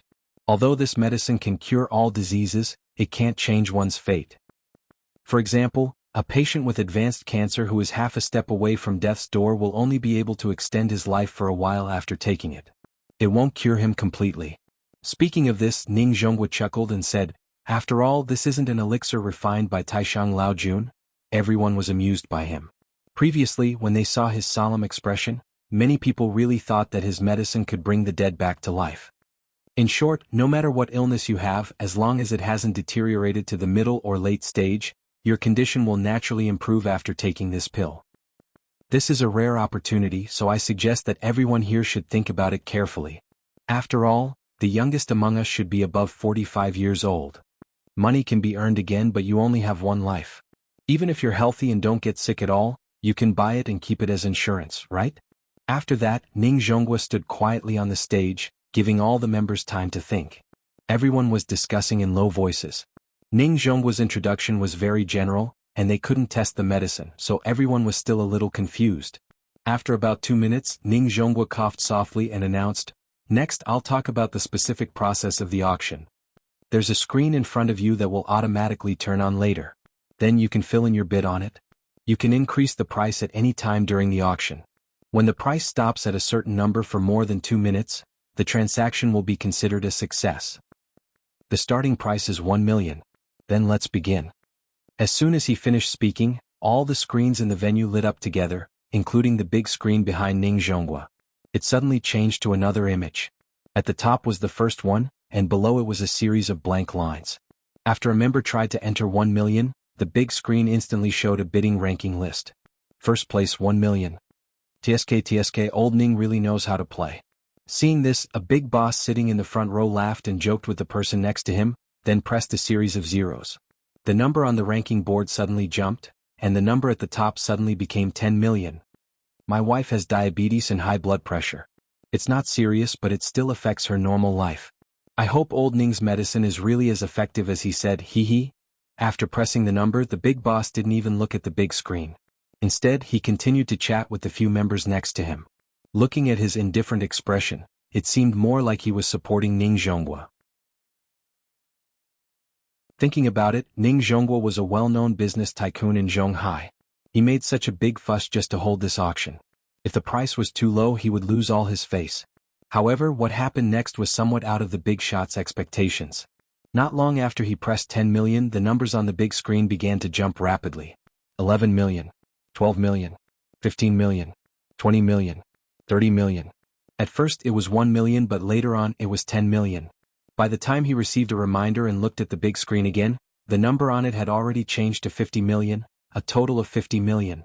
How long has it been? Less than a minute.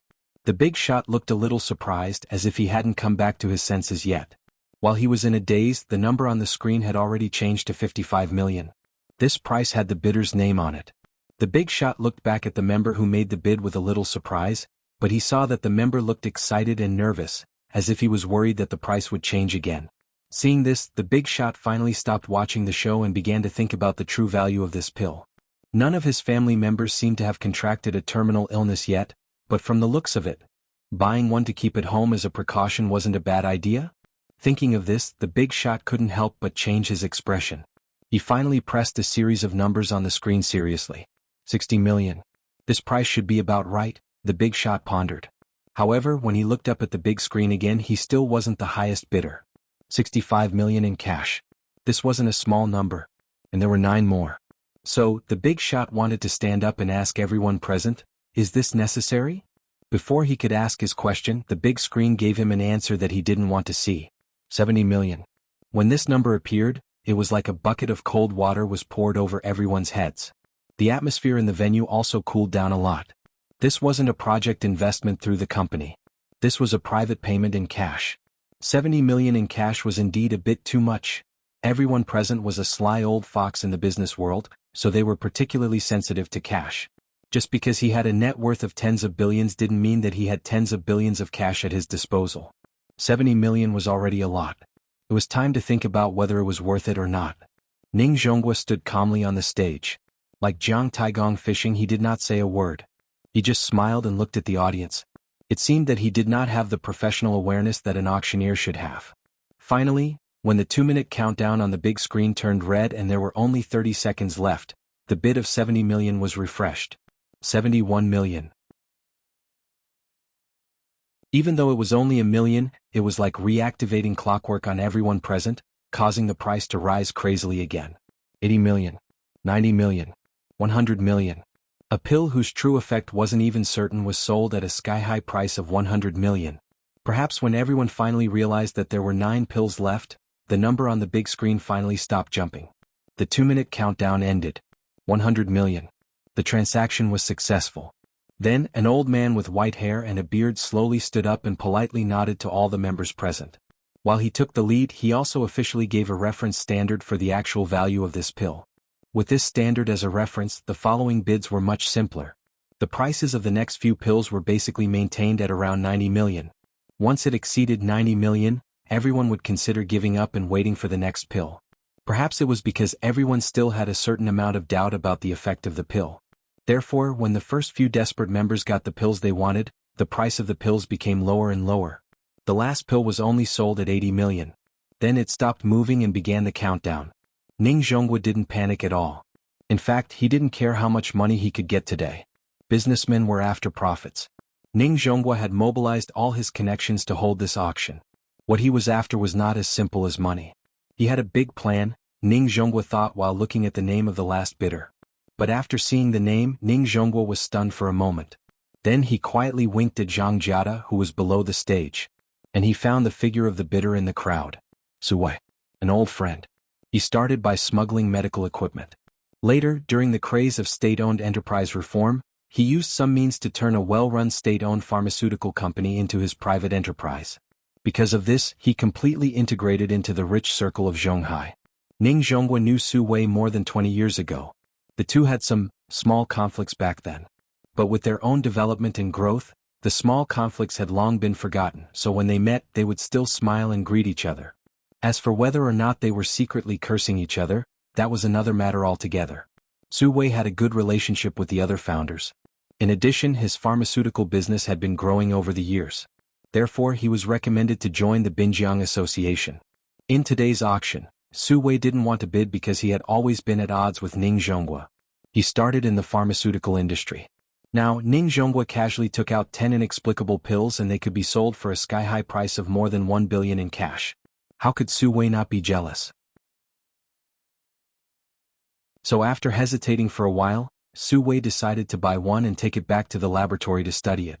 He wanted to see if this medicine was really that magical.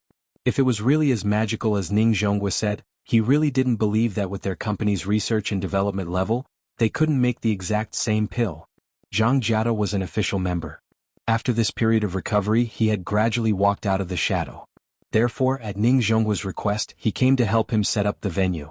The two were also old friends for many years, not to mention that they had an agreement in advance. So Zhang Jiada didn't hesitate at all and immediately bid 90 million. Looking at the number that suddenly jumped on the big screen, Su Wei couldn't help but be stunned. He had observed for a long time. There were so many people present. Most of them were just here to join in the fun. They were really reluctant to spend 100 million to buy an unknown pill. So except for the few members who were in a hurry at the beginning, those who bid later looked like they could buy it or not. Su Wei originally thought that he could get a bargain, but he didn't expect that he would be bid up in the end. This was the Binjiang auction, not the auction outside. Everyone was a reputable figure, so even if Su Wei knew that Zhang Jiada was very close to Ning Zhonghua, he didn't think that Ning Zhonghua would really let Zhang Jiada be his shill. 95 million. Su Wei gritted his teeth and gave a new offer. But Zhang Jiada didn't even lift his eyelids and immediately followed. 100 million. F***ck. If this time he said that Zhang Jiada was not a shill, Su Wei really didn't believe it. He didn't buy it at the beginning and had to wait until he bid to raise the price. F***ck. Su Wei was now like an arrow on the string, so after hesitating he increased the price again. 110 million. Seeing this, Zhang Jiada immediately glanced at Ning Zhonghua.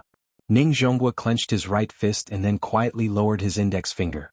Zhang Jiada understood, so he immediately increased the price by 10 million. 120 million. This time Su Wei was really angry. So after seeing Zhang Jiada's bid, he immediately stood up and didn't even bother to lower the price. He directly shouted, 130 million. This was the rhythm of turning hostile. This was the Binjiang auction. Since Ning Zhonghua dared to do this, Su Wei dared to turn hostile. If Zhang Jiada increased the price again, even if it was 1 yuan, Su Wei would flip the table today. Everyone present was smart. Some of the big shots who knew some of the secrets had long understood that Ning Zhonghua was deliberately tricking Su Wei. Ning Zhonghua wasn't really greedy for that little money. He did this purely to annoy Su Wei. So, a big shot closest to Ning Zhonghua immediately coughed and shook his head slightly. That was enough. And Zhang Jiada already understood Ning Zhonghua's meaning, so he didn't increase the price and let Su Wei win the last pill at 130 million. The auction was over. After Ning Zhonghua glanced at everyone present, he slowly walked down the steps. He didn't even want to avoid arousing suspicion and directly sat next to Zhang Jiada. After the two looked at each other, they suddenly burst into laughter. And Su Wei fiercely stared in Ning Zhonghua's direction. The grudge between them had already grown big. 10 simplified version of the energy cultivation pill that was only fit to be eaten by the big cat as a snack. After Ning Zhonghua changed hands, it actually sold for a sky-high price of close to 1 billion. And as the hidden expert that Ning Zhonghua mentioned, at this moment, Qinshi was standing in the courtyard she had just rented. Looking at the mountain-like pile of medicinal herbs, she smiled slightly. This time he must remember to add honey and sugar. There are too many numbers in this chapter. I'm afraid that you'll say that I'm lame, so I combined it into a chapter of nearly 4,000 words. So today is the third watch.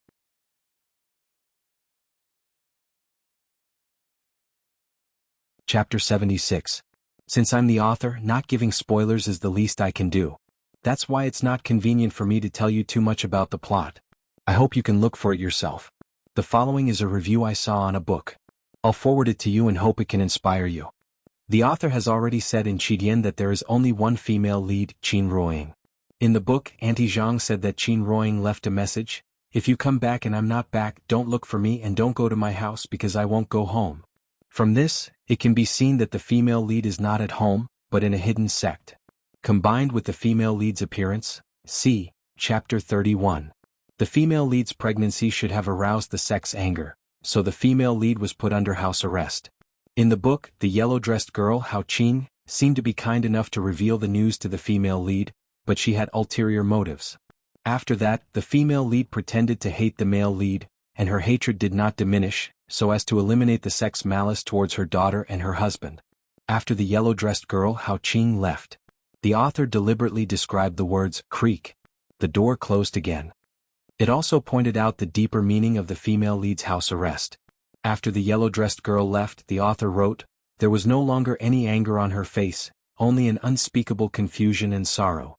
Suddenly, a crystal-clear tear fell from the corner of her eye. The female lead was confused about why the male lead suddenly appeared after disappearing for 5 years, and where he went before that. She was sorrowful because she hadn't seen her daughter for 4 years, and she didn't know if she would recognize herself when she saw her again. The last tear did express her longing for her daughter and husband. This is also the most debated topic in Chidian's book review section. It's about the female lead not being a mother, leaving her daughter behind and running away. Reading civilly, thinking rationally, the female lead's foreshadowing is a bit deep, but the bookworm should be able to see it easily. In my opinion, the interaction between the father and daughter is not as good as Literary Dad. However, the plot is indeed different from Literary Dad. There are too few chapters in this book, so I can't judge the details of the plot. The two books can't be compared because the style is different. There are many writing techniques such as flashbacks, interludes, foreshadowing, etc. Maybe I don't have enough strength to write that kind of flavor, but I still hope that you can understand what I want to express. To be honest, I really don't want to write some pretentious face-slapping routine, although I have a deep understanding of this. If you are more attentive, you should be able to notice that there is a difference between the way I wrote the first 40 chapters and the last 40 chapters.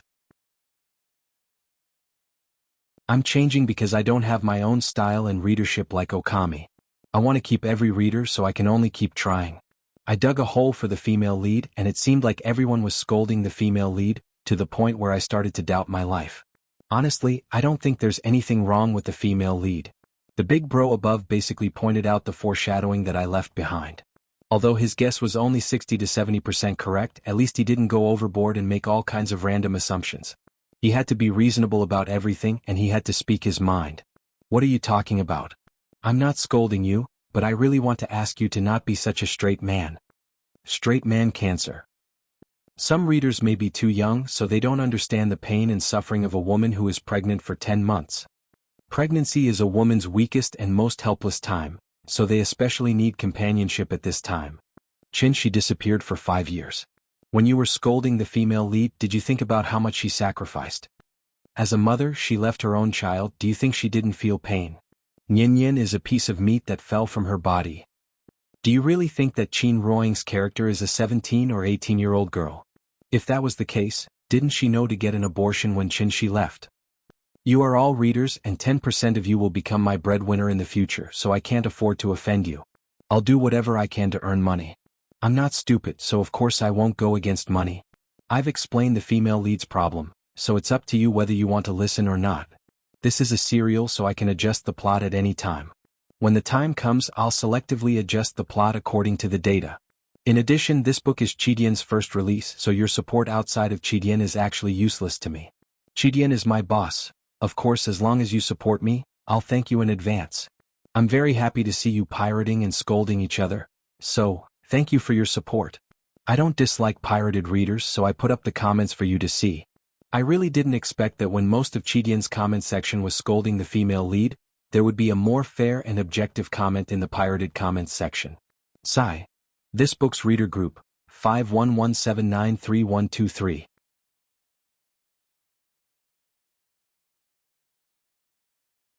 Chapter 77. The evening clouds overflowed with coldness, and the silver moon spun the jade plate silently. The night in this life is not long. Where can I see the bright moon next year? September 23rd. Just after 3 o'clock in the afternoon, Qin was already waiting at the entrance of the kindergarten.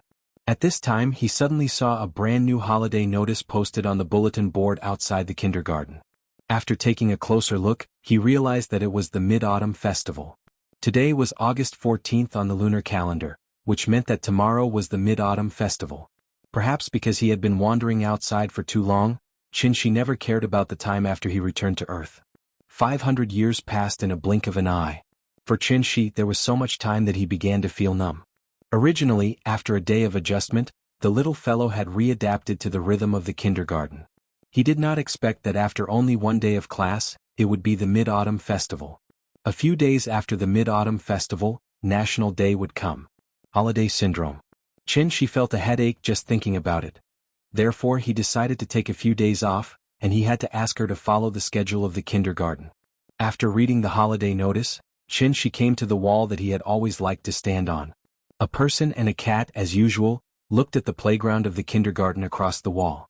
However, today the teacher of the little fellow's class did not seem to arrange for them to play on the playground, so she did not see the little fellow for a long time. An hour later, a pleasant bell rang and school was over. She stood in the crowd and lined up. As soon as he approached the school gate, he saw that the little fellow had been led by Teacher Wang to the rest area. Teacher Wang.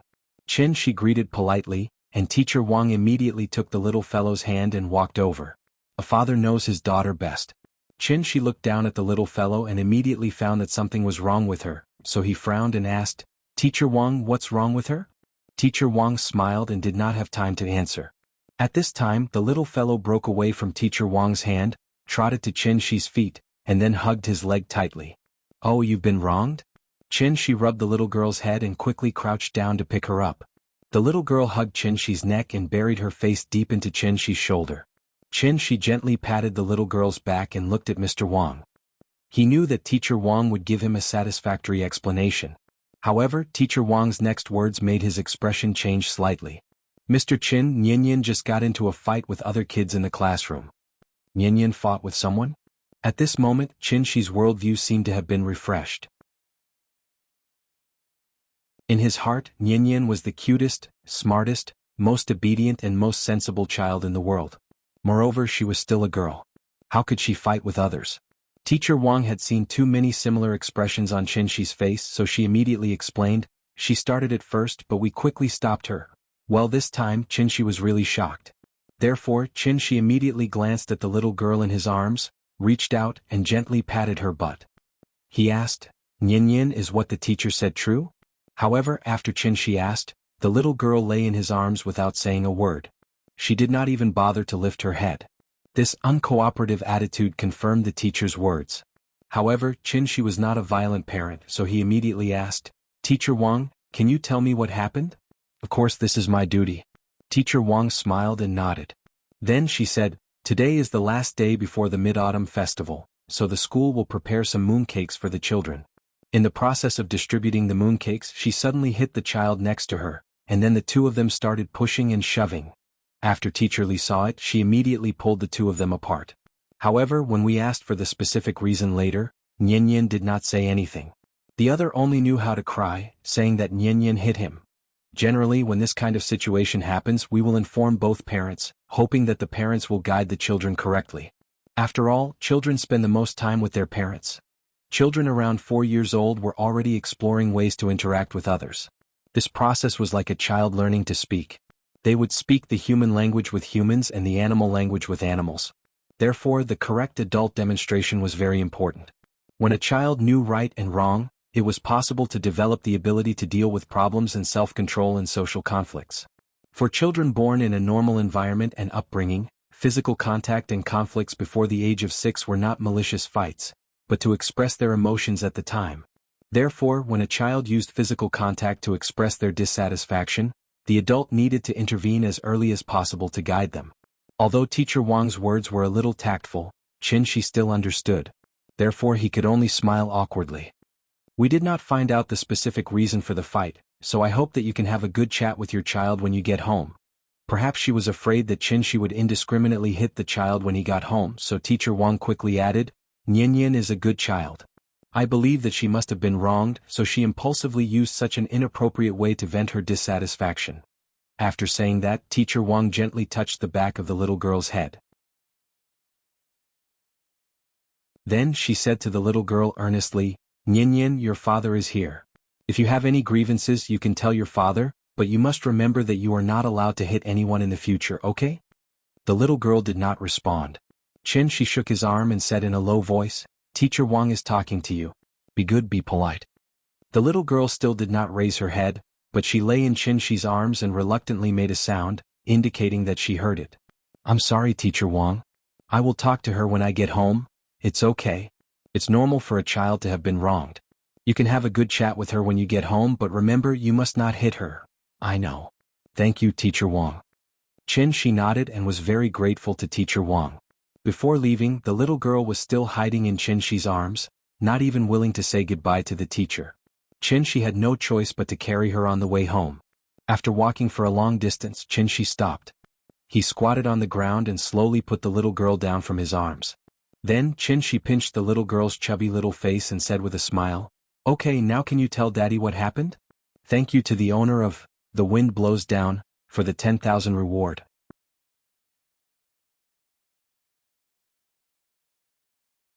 Chapter 78. On the street. The father and daughter stood on the sidewalk and looked at each other. This place was very remote. Even though it was located in Zhonghai, which was one of the top cities in the country, it was still a mixture of urban and rural areas. On one side was an elevator apartment that was under construction, on the other side was an old building that had been built for a long time. After Shi put the little girl down, she faced Shi and took a few steps back, then put her hands behind her back. Seeing this, Shi wanted to pull her into his arms. But at this time, the little girl took a step back as if she didn't want Shi to hug her. Shi looked at the little girl's expression seriously, but found that her expression was a bit strange. She looked like she had been wronged, but she didn't look like she was going to cry. Instead, she pouted and looked very stubborn. 4-year-old children's language skills were not fully developed, so sometimes they could only vent their emotions by throwing a tantrum, rolling around, crying, and other behaviors. Like parents like children. Aunt Zhang had set a good example for Nian, so Shi firmly believed that Nian would not hit others for no reason. "Nian, good girl, did you feel wronged? Tell Daddy, Daddy will redress your grievances." Shi pulled the little girl again. This time she still wanted to dodge.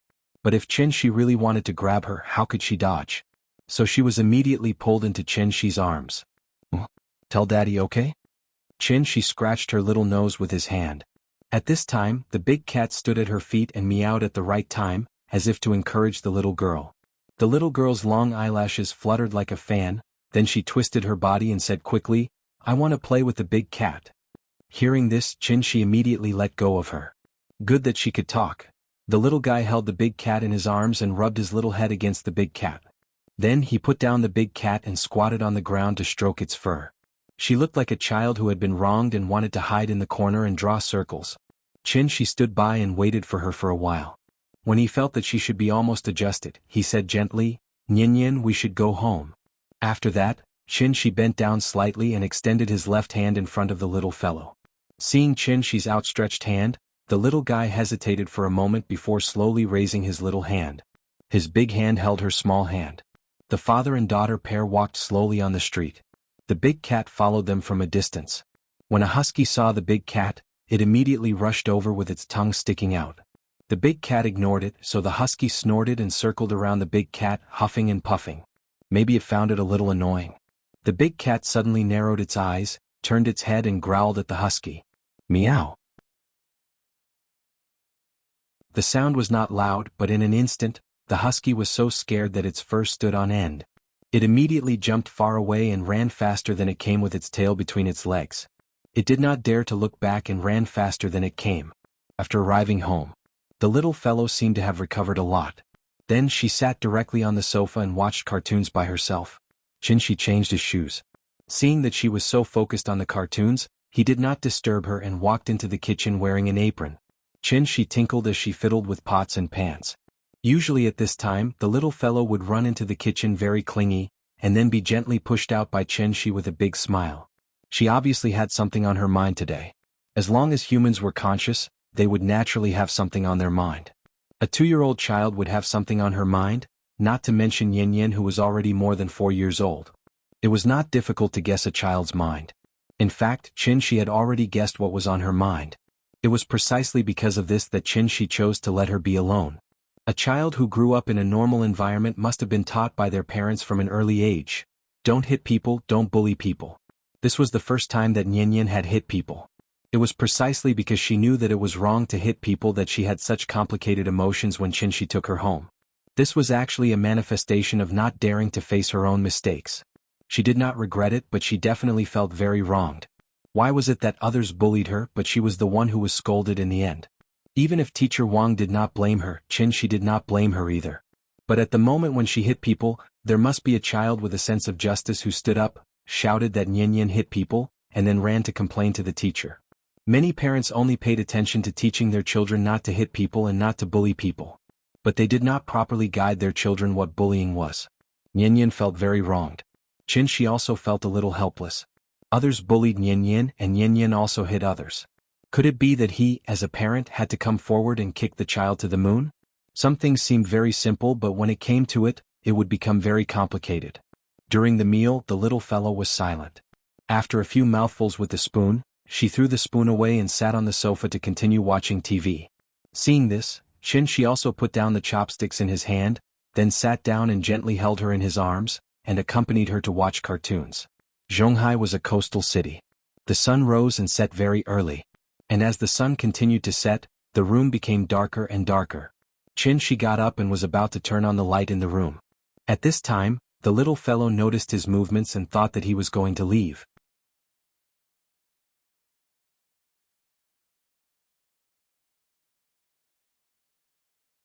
Chapter 79. The next morning. Shi's phone suddenly rang. It was a text message notification. Not many people knew his phone number, so his phone was idle all day long. Could it be a message from Auntie Zhang? She thought as she picked up her phone. However, when he picked up his phone and read the content, he froze. Your savings card account ending with 1517 received 100 million. 00 yuan at 10:29 on September 24th. Your current balance is 106,278,486. 00 yuan. 10 million? 100 million? Without thinking, Shi suddenly understood where the money came from. Therefore he couldn't help but feel a little emotional. It turned out that money was just a series of numbers for rich people. Sure enough, Shi didn't wait for long before his phone rang. As soon as he picked up the phone, Ning Zhongguo's hearty laughter came from the other end of the phone. Mr. Qin, the money? Did you receive it? Yeah, I just received it. It's like this. The 10 pills you gave me, I sold them for a very high price through some means. I transferred the extra money to your card. You wouldn't mind me doing this, right? Of course not, I already took the money for the pills. Even if you sold them for 1,000 times the price, that's your ability. It has nothing to do with me. I'm glad you understand. Ning Zhongguo laughed and paused for a second. He then suddenly said, today is the Mid-Autumn Festival. It's an old custom in our country to visit relatives and friends during the festival, so I bought some mooncakes and wanted to bring them to you. Do you think it's convenient? When Shi heard this, he couldn't help but laugh at Ning Zhongguo's words. The more he interacted with Ning Zhongguo, the more he saw Ning Zhongguo's businessman nature. It was a source of power that had been completely integrated into his blood, driving him to move in a direction that was profitable. In fact, there was no distinction between good and bad in a businessman's nature of seeking profit. There was only a distinction between good and bad methods. For example, the method that Ning Zhongguo was using now, Shi thought it was a very good method. This also allowed Ning Zhongguo to gain Shi's approval. Thinking of this, Shi nodded and said, okay, come, I'll wait for you at home. Hearing this, Ning Zhongguo suddenly laughed and said without any awkwardness, I'm already at the entrance of your neighborhood. Shi shook his head with a smile. He was truly speechless at old Ning's eagerness. Alright, wait for me. I'll come and get you. After hanging up the phone, Shi touched the little fellow's head and said, Daddy will be out for 2 minutes and will be back soon. You just sit here and don't run around, okay? Yes. The little fellow was busy watching the wonderful cartoon at 10:30 p.m. She didn't even turn her head. She just nodded and agreed.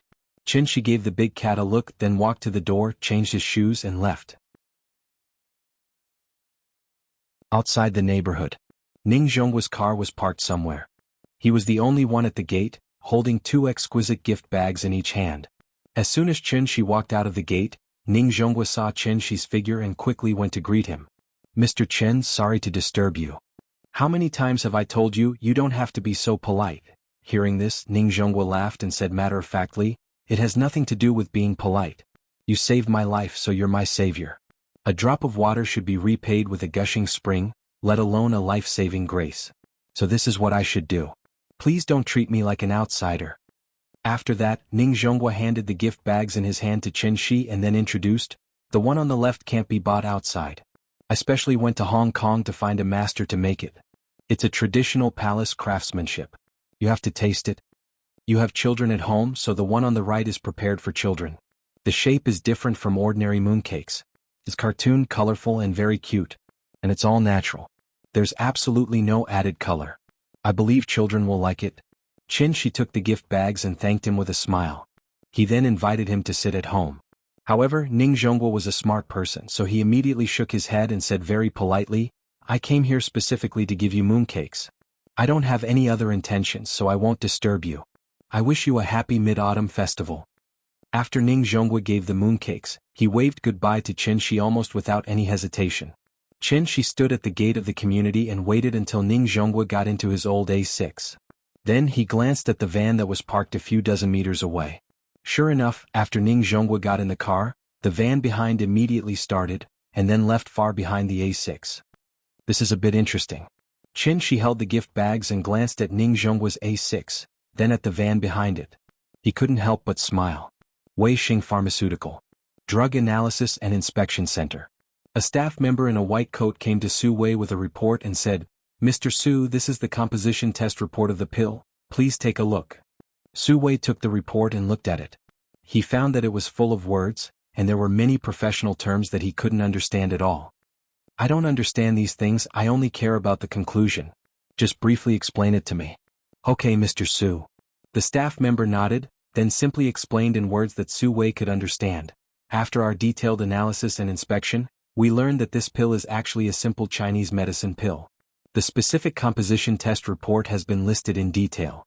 According to the formula, we speculate that this pill can only play the role of nourishing the body and replenishing the qi in blood. Hearing this, Su Wei's expression changed. He snatched the test report from the staff member's hand. After carefully reading the test results below, his expression became somewhat uncertain. The day before yesterday, after buying this pill at a sky-high price of 130 million, Su Wei immediately sent the pill to the Drug Analysis and Inspection Center. After the Drug Analysis and Inspection Center finished the test, Su Wei gave the pill to an old employee who had been suffering from diabetes for a long time. It had only been a day since the old employee had taken the pill. Today, when the staff did a full-body examination for him, they found that his fasting blood sugar level was lower than 6.5 millimoles per liter, almost returning to the level of a normal person. In particular, this pill was really as magical as Ning Zhongguo said. Magical medicine. After seeing the power of the pill, Su Wei immediately became a little excited. Ning Zhongguo was in the shipping industry and he was in the pharmaceutical industry. As long as he got the detailed test report, Su Wei was confident that the laboratory could replicate the exact same pill within a year. Because the comprehensive computer analysis was needed, the detailed test report was not available until now. However, after hearing the conclusion of the staff member, Su Wei subconsciously felt a chill in his heart. He finally believed Ning Zhongguo's words.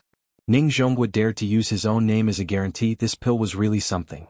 A hidden master, 100 million for a pill, not expensive.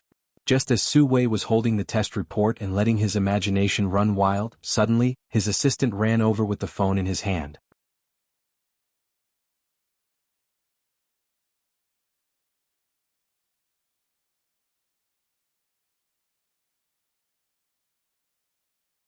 One day the descendant's disciple, Feng Meng, took advantage of the descendant's absence and forced Chang'e to hand over the medicine of immortality. Chang'e refused and Feng Meng threatened her life. In desperation, Chang'e had no choice but to swallow the medicine of immortality. The medicine of immortality was an immortal medicine, so Chang'e immediately became an immortal. She floated off the ground and flew towards the sky. This medicine was originally given to the descendant by the Queen Mother of the West. Although Chang'e became an immortal after eating the medicine of immortality, she couldn't be listed as an immortal. So she could only be trapped in the cold moon palace, never to see the descendant again. The little girl was young, but she seemed to understand the pain of yearning between a man and a woman. After hearing Qin Shi's story, her little face scrunched up, and she kept muttering to herself, "Big sister Chang'e is so pitiful." Seeing this, Qin Shi could only gently rub her little head. Actually, there was another version of the story of Chang'e flying to the moon. That was the version of Chang'e abandoning her husband and swallowing everything for herself. Because Chang'e didn't know that this medicine was only effective for the descendant, after swallowing it, she discovered that she was forever trapped in the moon palace. This was also a punishment given to her by the Queen Mother of the West. Of course, this version of the legend was a bit dark, so Qinshi didn't tell the little girl.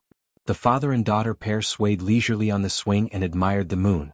Meanwhile, in the distance, in a small courtyard, a white-robed woman walked out of the pavilion and looked up at the full moon in the sky.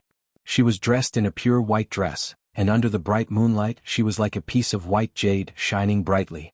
The moonlight was like water, but it was also bone-chilling. Who could understand Chang'e's suffering? 10 frosty shadows turned the courtyard tree.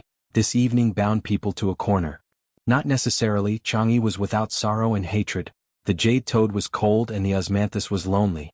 Asterisk asterisk asterisk asterisk asterisk asterisk asterisk asterisk asterisk asterisk chapter 76.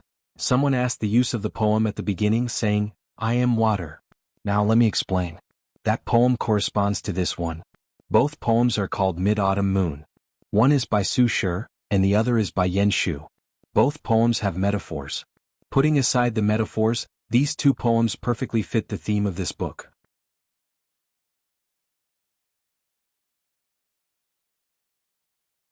Chapter 81. With 100 million in cash, even in a first-tier city like Zhonghai, he could be considered rich. However, Qinshi did not seem to have the awareness of being rich. He was still busy buying groceries, cooking, washing clothes, and taking care of the children every day. He was completely the image of a standard housewife. Many people who had money would first buy a house, thinking that they should change to a better environment for their children to grow up in. Qinshi did not consider the issue of changing houses at all. There were mainly a few reasons. First of all, this was the house that he and Yingying had worked hard to buy before he left, so he had deep feelings for this house. If there was a forced demolition, Qinshi might become the most powerful holdout in history. Second, other than the house being a little shabby, the sanitary environment was a little poor, and the surrounding facilities were a little lacking. What else was wrong with it? Most of the residents in the Kong residence district were not rich, so they might often quarrel over some trivial matters. However, if something really happened to a family, the kind of concern and help from the neighbors was not something the rich people who lived in a mansion alone could feel. Qinshi was very used to living here, so he did not plan to move at all. He did not even consider redecorating. After all, he used to live very comfortably in the cave, didn't he?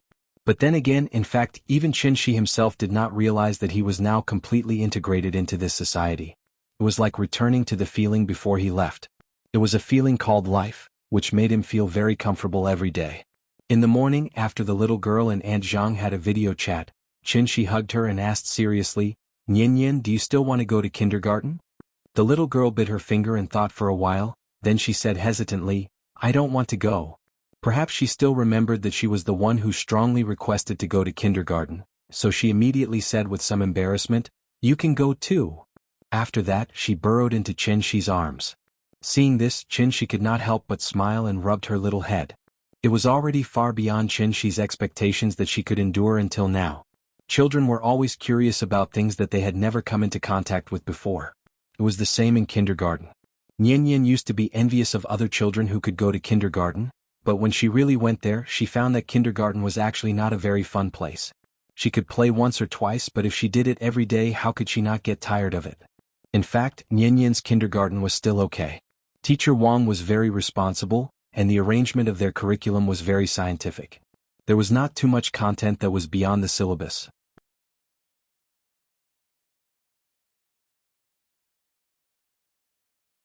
Qinshi had a long way to go.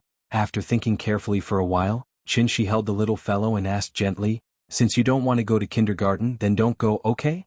Hearing this, the little fellow immediately jumped up excitedly, hugging Qinshi's neck and giggling, I don't want to go. Papa is so nice. Mua. She was now more and more clingy to Qinshi, and of course she did not want to be separated from Qinshi. After laughing for a while, the little fellow suddenly tilted her head and thought for a while, then pouted and asked, But the teacher said that adults have to go to work and children have to go to school. If I don't go to kindergarten, then what should I do? Qinshi gently pinched her little nose, then said with a smile, You're still young. You just need to eat more and grow up quickly. Children can do what they like, so I won't force you.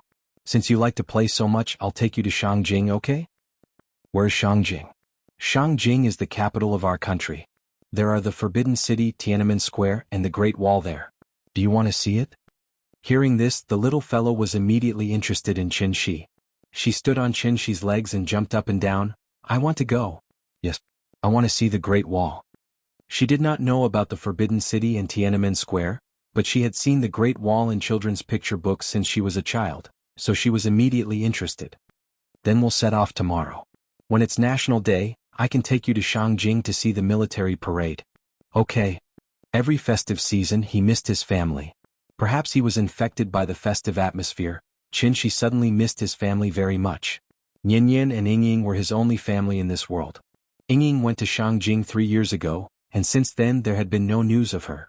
After this period of time, the little fellow had gradually adapted to the days when Aunt Zhang was not around. As long as her father was around, she would not be afraid of anything unfamiliar. It was precisely because of this that after careful consideration, Qin finally made the decision. It was time to take the little fellow on a journey to find Yingying. A child could not live without a mother. And he could not live without a wife. Shangjing. We're coming. Thank you, Lulu Dai July, for your great reward. Thank you, would you use 001, for the 10,000 coin reward. Thank you to A Leaf of Red Maple from newly transformed Crow Cave for your great reward. I'll check this chapter from time to time. Some readers may have scolded me before, but they have high resistance to drugs, so they still read until now. So, I have to apologize to you, because as long as it's a bad review I'll delete the post and permanently ban it. But I only know how to ban it and I don't know how to unban it.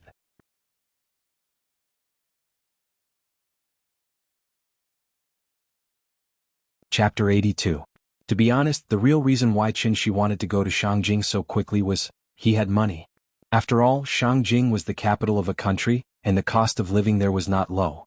A few years ago it was very popular to move to the north. Many outsiders with dreams came for the first time.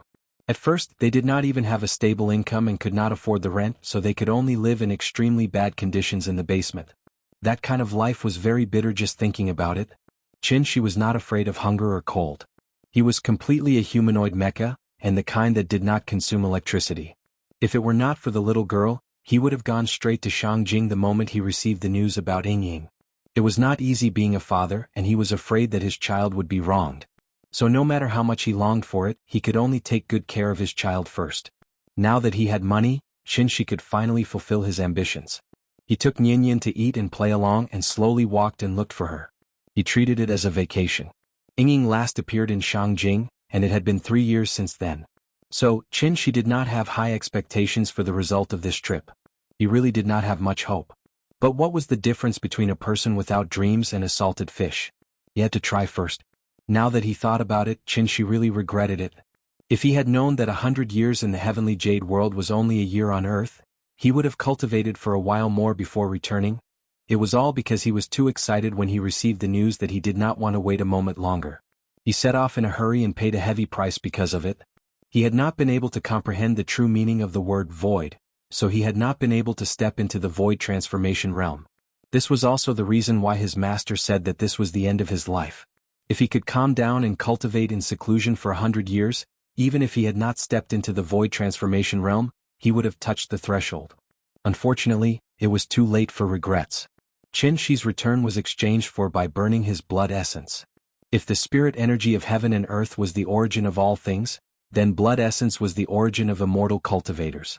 Using a forbidden technique to burn his blood essence to obtain a cultivation that was far beyond his current realm was a helpless choice to destroy his future. Qin didn't really care about his future. He was just regretting that he could no longer use his spiritual sense. Otherwise, with his cultivation level, why would he need to go through so much trouble to find someone? The next morning, the flight was booked for 2:40 p.m. first class. Therefore, after breakfast, Qin was very cooperative and sang, "Where are we going, Daddy?" with the little girl. The father and daughter were singing happily when suddenly, there was a light knock on the door. Qin frowned and glanced at the door, but he did not immediately get up to open it. The little fellow was sitting beside Qin.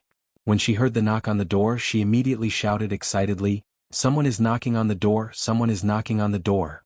Qin did not move, and the little fellow immediately became anxious. She quickly shook his arm and shouted, "Papa, someone is knocking on the door. Open the door." "Got it." Qin pinched her little face. Only then did he get up and open the door under the little fellow's constant urging. There were 3 people standing outside the door. A middle-aged man in his 40s. Behind the middle-aged man stood 2 big men in black suits, who were obviously bodyguards. After seeing Qin open the door, the middle-aged man turned his head to the two bodyguards and said, "You go down and wait for me." After that, the middle-aged man turned his head and looked at Qin. He asked enthusiastically, "Excuse me, are you Mr. Qin?" "Yes, I am. What's the matter?" "Oh, hello, it's like this," the middle-aged man laughed and said politely. After a pause, he continued to ask, "I want to take the liberty of asking you a question. Excuse me, do you know Ning Zhonghua?" After that, the middle-aged man stared at Qin expression, as if he wanted to see something from his face. However, Qin answer was somewhat out of his expectations. It seemed that he did not mean to hide it at all. Qin nodded directly and replied, "Yes." The middle-aged man was stunned. He did not expect Qin to admit it so quickly. However, he was also experienced, so he immediately laughed and said, "That's great. Hello Mr. Qin, my name is Su Wei. I've been friends with Ning Zhonghua for many years." After that, Su Wei laughed and extended his right hand to Qin. Out of politeness, Qin shook his hand. Su Wei saw that Qin attitude towards him was quite friendly, so he looked around. After confirming that there was no one else around, he said mysteriously, "Mr. Qin, I have something to talk to you about. I wonder if you're free now?" After that, Su Wei glanced behind Qin, hinting that he wanted to enter the house. However, Qin had no intention of letting him in. He said directly, "The family next door went out for the Mid-Autumn Festival yesterday. If you have anything to say it here." Listening to his tone, he seemed to be a little impatient. Seeing this, Su Wei could only look around again and said in a low voice, "I'm here this time mainly to talk to you about the pill, so it might be a bit inconvenient to talk here." Hearing this, Qin suddenly laughed. After he looked at Su Wei from head to toe, he looked at Su Wei and said, "You're very good. Yesterday Ning Zhonghua just delivered the mooncakes and today Su Wei came looking for him." It had to be said that Su Wei was really good at finding people and analyzing information. As a businessman, Su Wei was obviously a successful businessman. Su Wei smiled politely. Just as he was about to say something, Qin continued, "This pill is for sale to anyone. I can sell it to you for 10 million per pill. However, you still need to help me find someone, how about that?" Su Wei was a little confused. He felt like this young man in front of him was a bit too direct. He was so honest that he began to wonder if this person was a liar. Qin was a secret weapon for Ning Zhonghua. So except for Zhang Jiada, Ning Zhonghua never mentioned Qin to anyone. But unfortunately, Ning Zhonghua was just a businessman after all, not a senior government official. So he couldn't hide a secret at all. Therefore, Su Wei easily learned about the existence of Qin from the driver. Although the price was a bit high, everything was worth it. When Su Wei learned from the driver that Ning Zhonghua respected a young man very much, he immediately sent people to investigate this young man. Although he was still a little uncertain whether the pill in Ning Zhonghua's hand was obtained from this young man. But there was no doubt that this young man was definitely not simple. Therefore, Su Wei immediately came to visit. What he didn't expect was that this young man actually admitted it directly and even made his request directly. Qin waited for a while. Seeing that Su Wei didn't immediately answer after listening to his request, he frowned and asked, "Is there a problem?" Su Wei just hesitated out of caution. Seeing that Qin was urging him, he immediately nodded and said, "No problem. What a joke, that pill in Ning Zhonghua's hand was sold for 100 million. But Su Wei also knew that 100 million for one pill was the price Ning Zhonghua got through the auction. Once the second batch of pills came out, everyone would understand that this pill could be mass-produced. Naturally, it wouldn't be sold at such a high price. Su Wei thought that although it couldn't be sold for 100 million, 30 to 50 million shouldn't be a big problem, right? This was a good deal. Seeing that Su Wei agreed, Qin nodded and then shouted into the house, "Big Cat, help me get the small white bottle on the table." Then in front of Su Wei's stunned expression, Qin slowly took the small bottle from the big cat's mouth and handed it to Su Wei. 10 pills, 100 million, when will it be paid? Old Tai, you rewarded me with 100,000 coins for 20 chapters? Unfortunately, I can't eat it, unless I kill Zhao Yuan's entire family to get enough.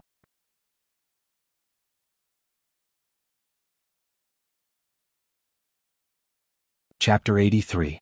After Su Wei left Kongju community and got into his car, he still felt like he was living in a dream. It was too smooth, it was so smooth that he couldn't help but wonder if he had been tricked. That Mr. Qin didn't look like a hidden expert at all. Instead, he looked more like the owner of a small store on the ground floor of the community. He smoked all day, sat in front of the cashier with his legs crossed and watched TV. He didn't care when customers came, and when the customers finished choosing, he would naturally take the initiative to put the money on the cashier.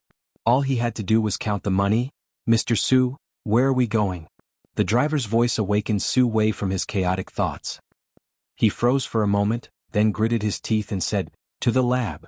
Although it was almost impossible for Ning Zhonghua to predict that he would set a trap for him here, Su Wei was still a little worried, so he was going to let the lab test the ingredients of this pill again to make sure that the 10 pills in his hand were exactly the same as the previous ones.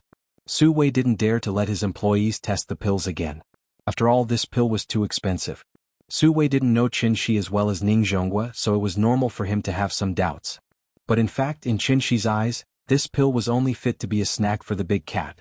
The energy pill was mainly used to improve a person's physique and heal chronic diseases in the human body, so the effect was very obvious for the first time. The reason Qin Shi didn't refine a higher-level pill was mainly because the little girl was too young. Qin Shi still wanted her to have a normal childhood. Otherwise, the little girl would become a human-shaped Tyrannosaurus if she ate a higher-level pill. How could she play with other children then? Before he could scare others, the little girl would already think of him as an alien. After lunch, Qin Shi looked at the time and thought that it was about time to leave, so he put a note on the door. "I'm going somewhere far away." But this time he didn't write down when he would be home, but left his phone number. After all, he didn't know how long he would stay in Shangjing, so it was safer to leave his number. This trip was still as light and simple as last time. Qin Shi didn't bring any luggage. He planned to buy new clothes for the little fellow when they arrived in Shangjing. They arrived at the airport. Perhaps the painful experience last time had left a shadow in the big cat's heart, so it was unwilling to get down from the little guy's arms. Seeing this, Qin Shi could only glare at it fiercely. Qin Shi's eyes were very lethal, so Big Cat immediately cowered. Thus, it had no choice but to obediently jump down from the little fellow's arms and leap out like a black shadow. Even though both Shangjing and Zhonghai were international first-tier cities, there was still a clear difference between them. As the saying goes, Shangjing is noble, Zhonghai is foreign.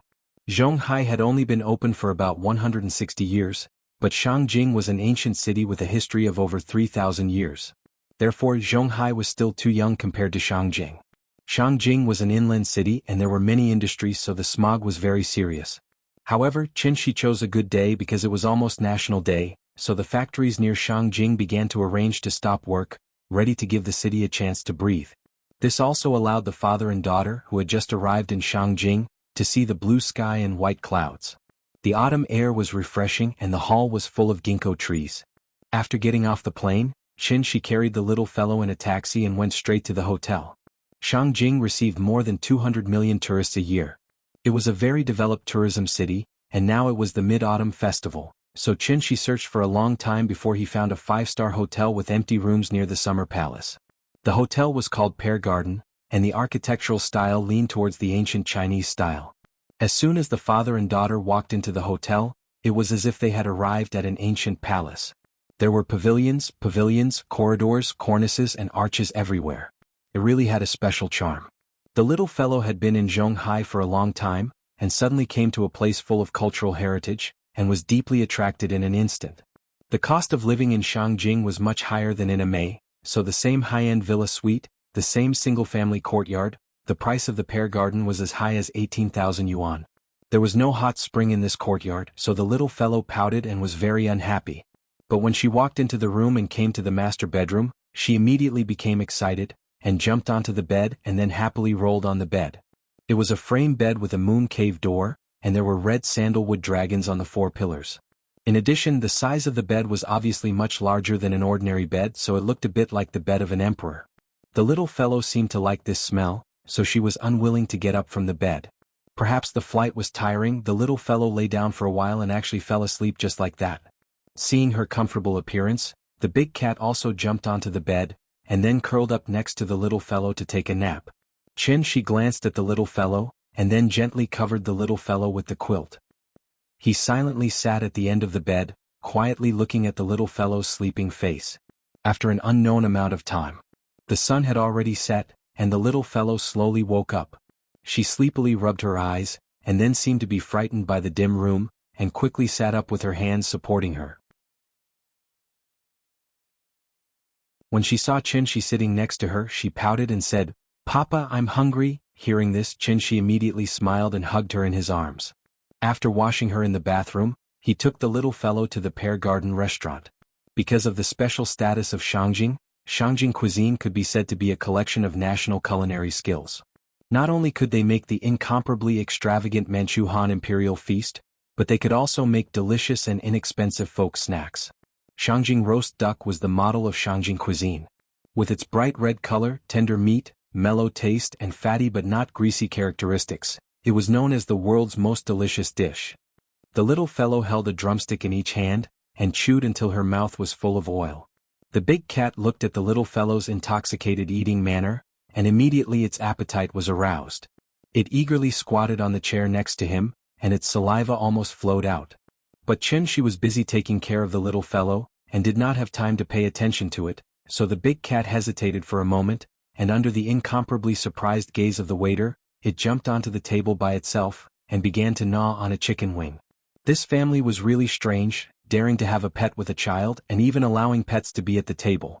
After dinner it was almost 8 o'clock in the evening, so Qinshi could not take the little fellow to the summer palace. Back in the courtyard, Qinshi sat on the rocking chair with the little fellow in his arms. Qinshi did not tell the little fellow the purpose of this trip. In fact, he was afraid that after he said it, the little fellow would have expectations. Because of expectations there would be disappointment. Qinshi did not want to disappoint Yin Yin. He also did not want to disappoint Ying Ying. So, no matter what, he had to find Ying Ying. Even if he had to turn Sijio City upside down. Thank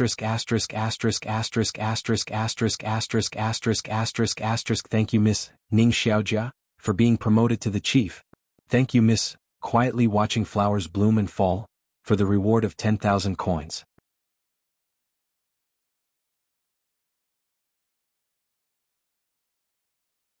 Chapter 84. Shangjing used to be called Sijio City. In ancient times, Shangjing City was divided into the Outer City, Inner City, Imperial City and Forbidden City. What was Sijio City? In fact, it was the 4 gates of the Imperial City and the 9 gates of the Inner City. The 4 gates of the Imperial City were Tian and Men, Di and Men, Dong and Men and Shi and Men. The 9 gates of the Inner City were Dong and Men, Shi and Men, Chaiyang Men, Fu and Men, Chongwen Men, Xuanwu Men, Dishing Men, Anding Men and Qian Men. These gates were very famous. Even people who had never been to Shangjing might have heard of them from newspapers and television. When some of the older people in Shangjing were bragging, they would tell others that their ancestors lived in Sijio City with their Beijing accent. That was because in the Qing dynasty the emperor lived in the Forbidden City, the royal family lived in the Imperial City, and the commoners and Han people could only live in the Outer City. By saying this, he was actually trying to express that his ancestors were relatives of the imperial family. As for whether it was true or not, only God knew. Taizu once said, "The temple is small but the gods are big and the pond is shallow." However, that was decades ago. Shangjing's pond was not shallow now. It was not an exaggeration to say that there were hidden dragons and crouching tigers. Just like a joke, if one stood on the street and threw a brick casually, it might hit a few officials. After all, this was the capital and also a famous historical city that had been passed down for thousands of years. The magnificent history had been blown away by the wind and rain, and the world had changed, but Shangjing's majestic city still stood there. This was the origin of its unique charm. At 8:30 in the evening, it was neither too early nor too late.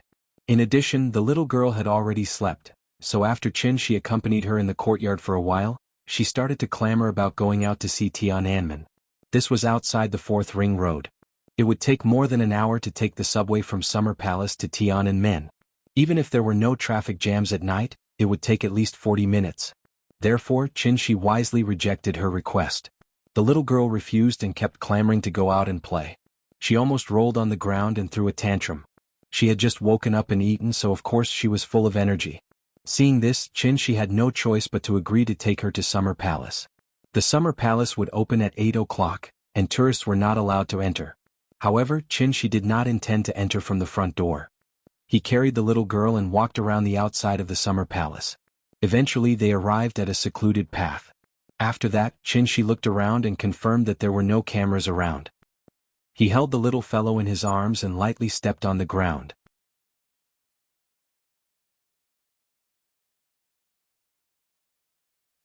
There were 3 small islands in Summer Palace. Qinshi was now near the Mirror Pavilion Island. The place that the little fellow wanted to go to was the Mirror Pavilion. Most of the scenic spots in Summer Palace were concentrated on the Longevity Mountain in the north. Looking from afar, one could see a scene of bright lights. The Mirror Pavilion was originally a watchtower to prevent villagers from entering. However, during the reign of Emperor Guangxu, because there was no money to repair the Mirror Pavilion that was destroyed by the British and French armies' heavy artillery, the remaining materials were dismantled for other purposes. Since then, the Mirror Pavilion had become a deserted island in the water and had never been repaired. The weather in Shangjing was good recently. In addition, it was the Mid-Autumn Festival, so the moon had been rising for several nights in a row. She carried the little fellow to the lake and used his hand to scratch her nose. Then he smiled and asked, "Daddy will show you a magic trick, okay?" "Okay. I want to see a magic trick." Hearing this, she nodded and prepared to play a magic trick to tease her. But then, she seemed to have thought of something and hurriedly said to the little fellow seriously, "This is a magic trick. If you want to learn, Daddy can teach you in the future. But before you learn it, don't do what I do. It's very dangerous, do you understand?" Hearing this, the little fellow immediately nodded in agreement like a chick pecking at rice. "I know, I won't learn it secretly. I'll only learn if Daddy teaches me. Good girl." She gently patted the little fellow's head. Then, under the little fellow's slightly dazed gaze, he slowly stepped on the water. People can walk on water? Everything that was happening in front of her was clearly beyond the scope of the little fellow's understanding. So she immediately opened her mouth and said, "Daddy," but as soon as she shouted, the little fellow reacted. Then she quickly covered her mouth with her hand and let she take her slowly to the deserted island. It was not until she walked a distance that the little fellow seemed to finally come to her senses. She did not feel afraid. Instead, she curiously rested her chin on She's shoulder and looked at She's heels. She saw that every time she took a step, there would be a circle of faint ripples on the surface of the lake. The night breeze blew by Kunming Lake, and the moonlight shone on the surface of the lake, making it sparkling. She held the little fellow.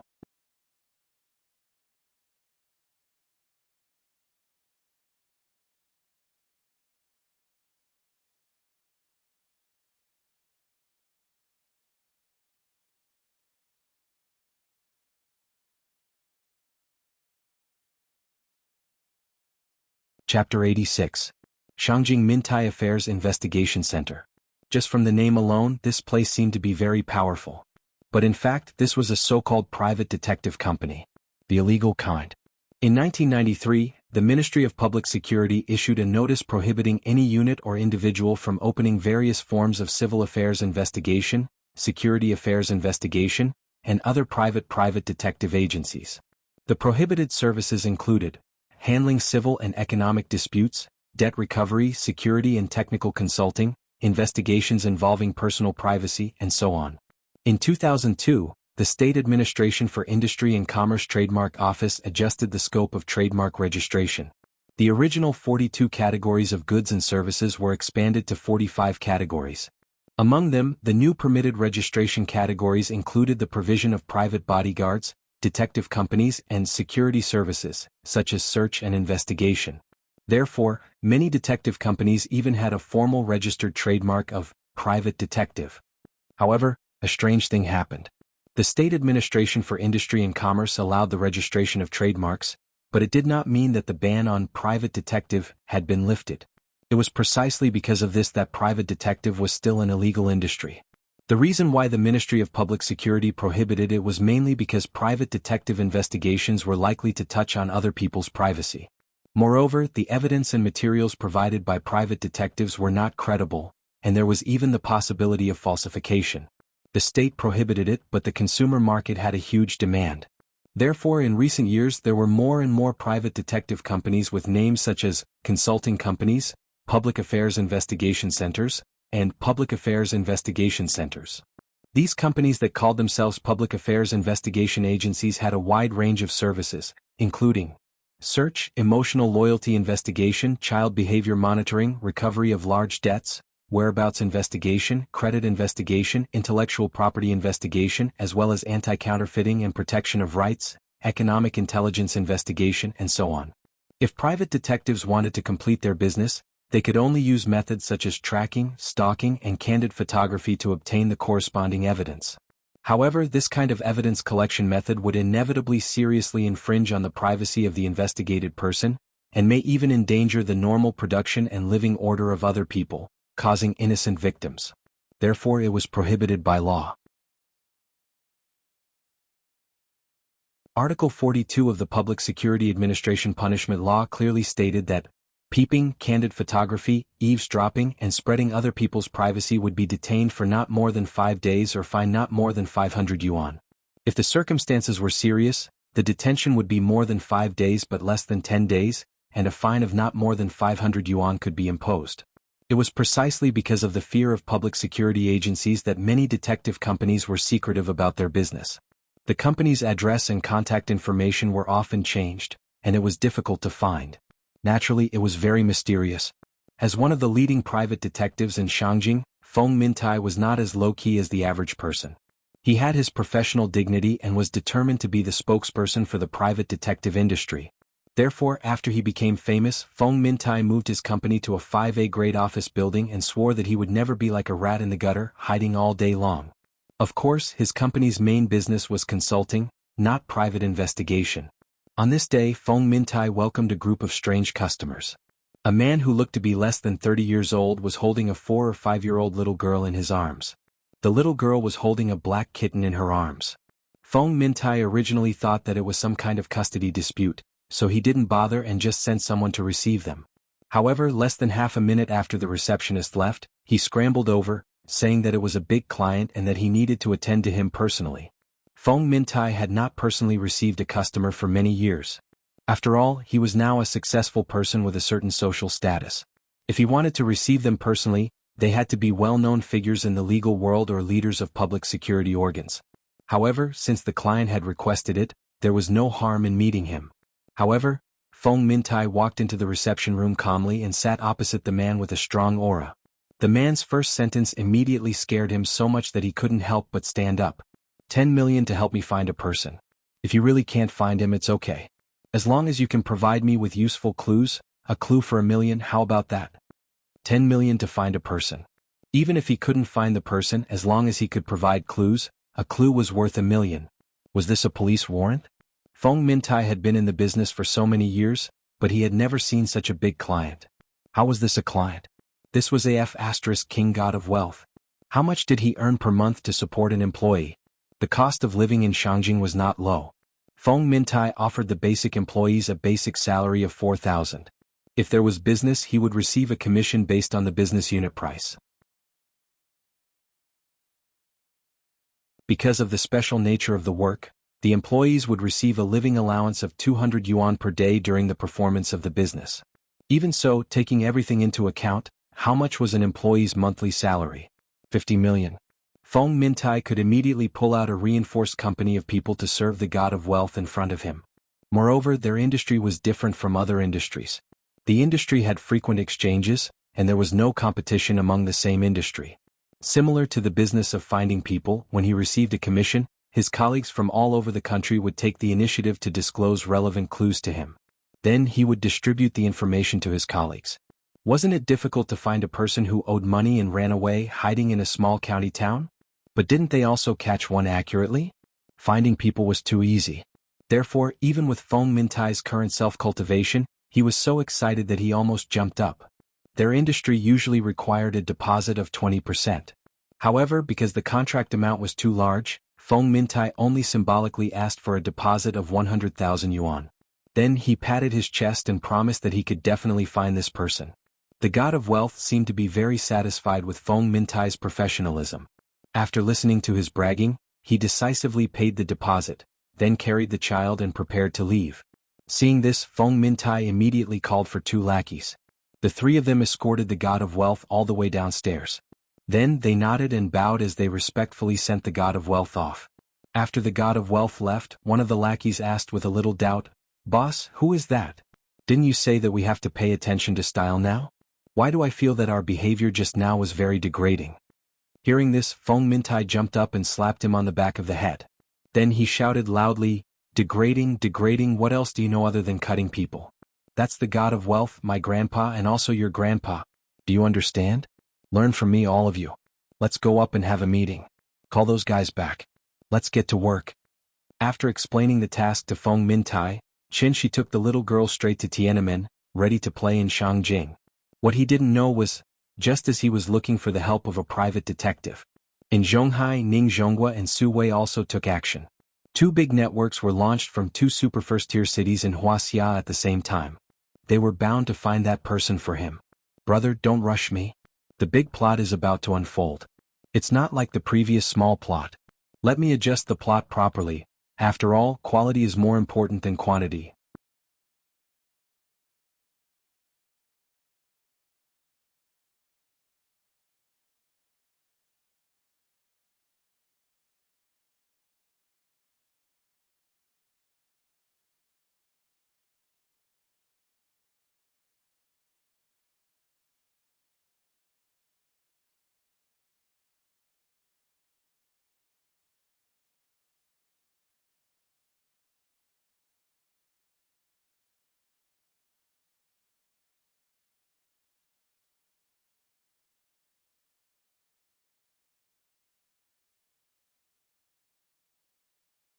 In a pitch-black room, Qin Shi, who was sitting cross-legged on the bed, suddenly opened his eyes.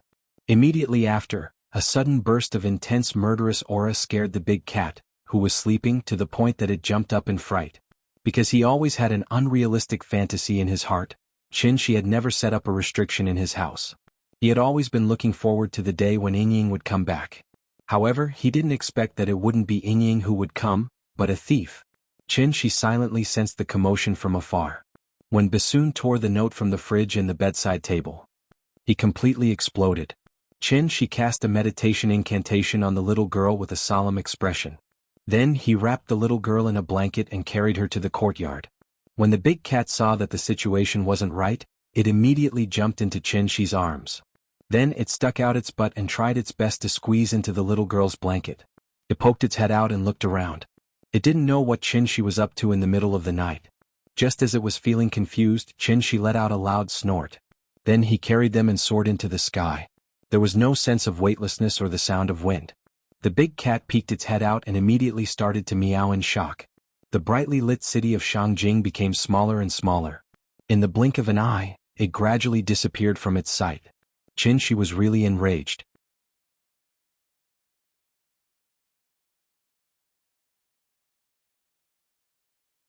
Chapter 90.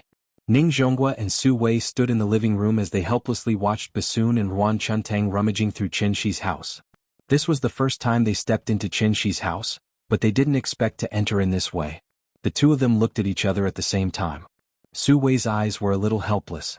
Ning Zhonghua's eyes were filled with anger. It clearly had nothing to do with him, but this time, it was all because of Su Wei, that old bastard. Ning Zhonghua had a rough understanding of Qin Shi's personality. He usually looked like an easygoing person, but this kind of person usually had a fixed bottom line. As long as the bottom line wasn't touched, then everything could be discussed. But once someone touched the bottom line, this kind of person would be even more terrifying than a madman. Especially when this madman had some unimaginable abilities. Qin Shi's house wasn't big and didn't have any valuable furnishings. Some of the furniture in the house were even antiques that had been used for several years. Auntie Zhang's room had already been vacated, so the two Nanyang people focused on the master bedroom. Because it was 4 o'clock in the morning, they were afraid of waking up the neighbors, so they tried to control their movements to avoid making too much noise. The bed was turned over, no. The closet was turned over, no. The fridge was turned over, no. Thieves weren't as picky as the owner. They opened the drawers and threw things out crazily. Their destructive power was definitely far greater than a husky's. Ning Zhonghua looked at the messy room in front of him and frowned. At this point he could only pray that the two Nanyang people could find the pill.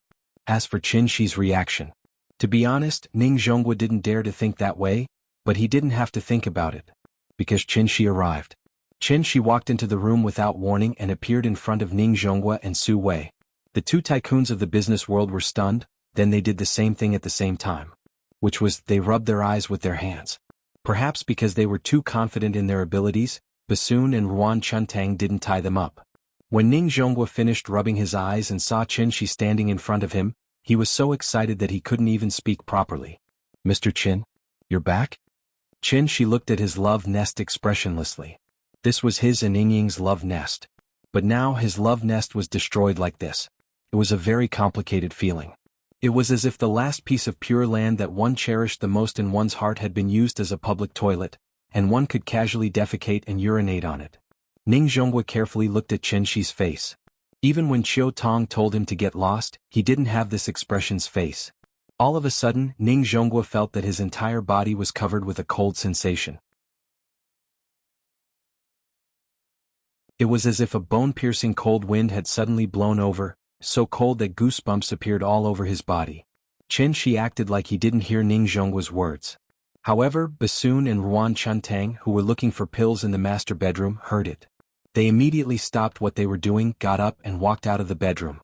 Bassoon was stunned when he came out, because he just realized that there was a strange young man in the room. The young man was hugging a blanket.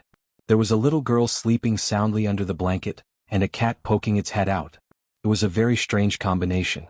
Ruan Chuntang walked out of the room while Bassoon was in a daze. However, when he saw the young man, his reaction was completely different from Bassoon's. Without any hesitation, Ruan Chuntang's muscles tensed up. He was short in stature, but his muscles were as strong as a small mountain. He looked particularly fierce. There was a murderous aura. Strike first and gain the upper hand. As a result, Ruan Chuntang bent his legs and his whole body suddenly shot out like a cannonball, fiercely charging towards Chen Shi. Ning Zhonghua saw this and immediately warned nervously, "Mr. Chen, be careful. He might be." Unfortunately, Ruan Chuntang's movements were faster than Ning Zhonghua's mouth. Before Ning Zhonghua could finish, Ruan Chuntang was already in front of Chen Shi. However, what happened next made Ning Zhonghua's jaw drop. Ruan Chuntang was about 1 or 2 meters away from Chen Shi when his body suddenly stopped moving. Then he fell to the ground for no reason. If one had to describe it, Ruan Chuntang looked like he had crashed into tempered glass. Ning Zhonghua was standing next to Chen Shi, so he saw the whole process clearly. So much so that he dared to pat his chest and guarantee that Chen Shi absolutely did not do anything. It was Ruan Chuntang who suddenly fell down inexplicably. After witnessing Ruan Chuntang's sudden collapse, Bassoon couldn't help but feel puzzled. However, he quickly came back to his senses. Something was wrong. Bassoon let out a roar and charged at Chen Shi. His movements were fast, and his momentum was even fiercer than Ruan Chuntang's. However, he left as quickly as he came. Chen Shi waved his sleeves and Bassoon flew backward at an even faster speed. After sending Bassoon flying, Chen Shi seemed to have thought of something and hurriedly raised her hand to stop him. Bassoon, who was about to hit the wall, suddenly stopped in midair in an extremely strange posture that didn't conform to the laws of physics. Then Chen Shi pressed his palm down. Bassoon's body flew back and heavily smashed into Ruan Chuntang's body. Ning Zhonghua and Su Wei were stunned. Both of them were over 100 years old. They had never seen such a strange scene. Su Wei was paralyzed on the spot. His legs gave way and he fell to the ground as if he had no bones. Ning Zhonghua's reaction was much better than Su Wei's.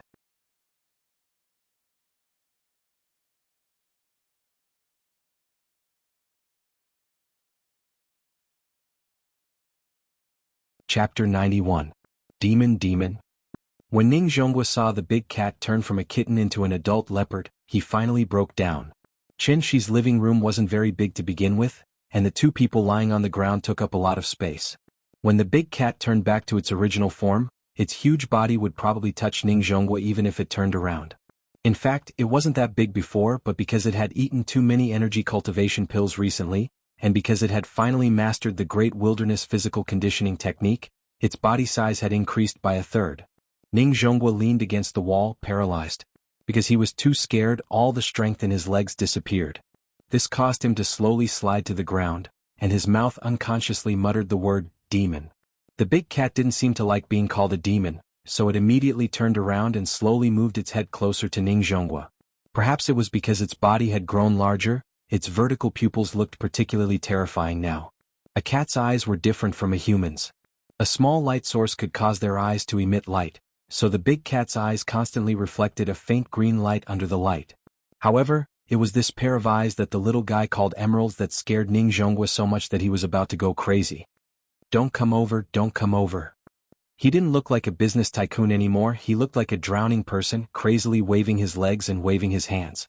Even if he had to crawl away from the big cat. The big cat probably wanted to tease him, so it suddenly grinned, revealing its mouth full of sharp teeth. Just as Big Cat was slowly walking towards Ning Zhonghua with a grin on its face, Chen Shi finally spoke. That's enough, Big Cat, don't scare him anymore. What are you doing? Hurry up and do your work, it'll be troublesome if someone sees you in the morning. Hearing this, the big cat shook its head unhappily, then turned around and bit Ong's leg, dragging him outside. Chen Shi's words were like music to Ning Zhongguo's ears, and he immediately came back to his senses. Yes, Mr. Chen was still here. This cat or leopard. Anyway, it was Mr. Chen's pet, so it definitely wouldn't hurt him. After thinking through this point, Ning Zhongguo finally managed to calm down his mind. Then he sat on the ground a little dejectedly, and looked at Chen Shi with a very complicated gaze. The room was a little quiet, except for the rustling sound of the big cat dragging people away. Chen Shi hugged the blanket and looked at the little guys with his head and finally calmed down. He couldn't help but reach out and pinch the little guy's cheeks, then suddenly asked, "Tell me what happened today?" When Ning Zhongguo heard his question, he immediately got up from the ground, slightly bowed and answered nervously, "Mr. Chen, it's like this.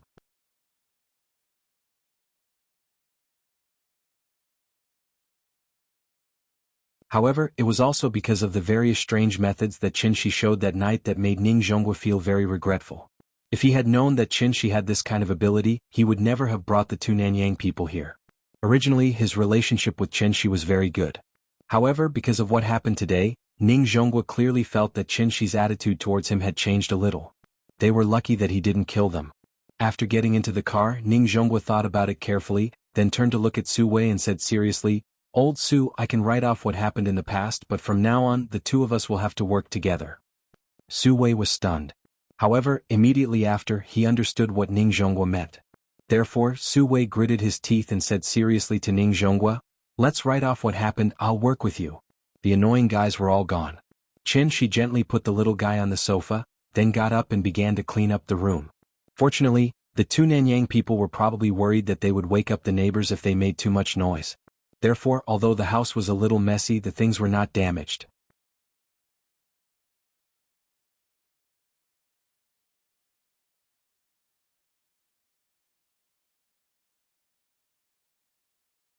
In this family, Nian was the boss, Chen Shi was the second, and it was the third. Therefore, after hearing Chen Shi's words, it had to shrug its head and reluctantly ran to the bathroom. This guy was so smart that it could even play with a touchscreen phone, let alone take a shower by itself. Therefore, after a while, there was the sound of running water in the bathroom. The next day, because of the effect of the meditation spell, the little guy slept very soundly. It was not until the sun shone on her but that she slowly woke up. The sunlight was so dazzling that she could not open her eyes, so after rubbing her eyes, she squinted her eyes, raised her small hands and stretched her big body. "Papa, Papa." Calling Papa was always the first thing the little guy did when she woke up. Chen Shi came over with an iron spoon. After pinching her little face, he said with a smile, "Papa is cooking porridge for you. Wait a moment, it will be right away." After that, Chen Shi ran into the kitchen again like a gust of wind. The porridge was inseparable from the fire. Only by adding water and rice could the porridge be achieved in one go. Chen Shi's cooking skills were now comparable to that of a hotel chef, so he also paid a lot of attention when cooking. He kept stirring with a spoon until the porridge in the casserole became a little crispy. Then he nodded with satisfaction. Then he turned off the fire, put down the iron spoon, ran back to the bedroom and walked to the bathroom with the little guy in his arms. "How was it? Did you sleep well last night?" "Yes, I slept so much." The little guy rubbed her eyes again, yawned, and then stood on the ground obediently, waiting for Chen Shi to wash her face.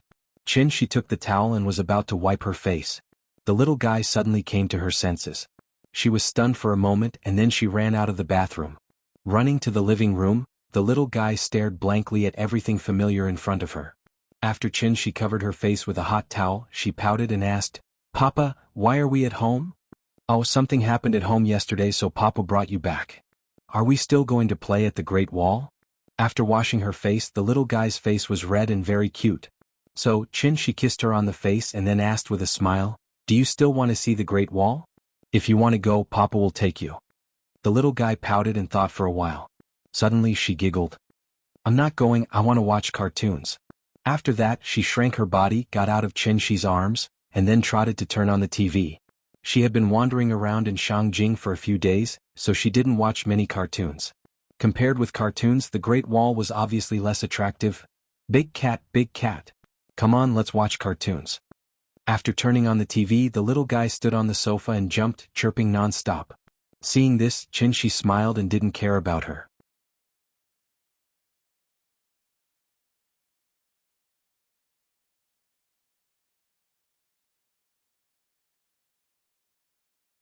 Chapter 93. Feng Mintai's voice was very exaggerated. He seemed to be very excited. However, after thinking about it for a moment, it was actually possible to understand why he was so excited. A clue was worth 1,000,000, but it only took him 3 days to find the first clue. 1,000,000 in 3 days. 330,000 in a day. 14,000 in an hour. Up to 230 yuan in a second. In Feng Mintai's entire life, he had never accepted such a lucrative business deal. This was almost like robbing a bank. However, everything was based on the authenticity of the information. Therefore, when Qin picked up the phone, he immediately began to talk.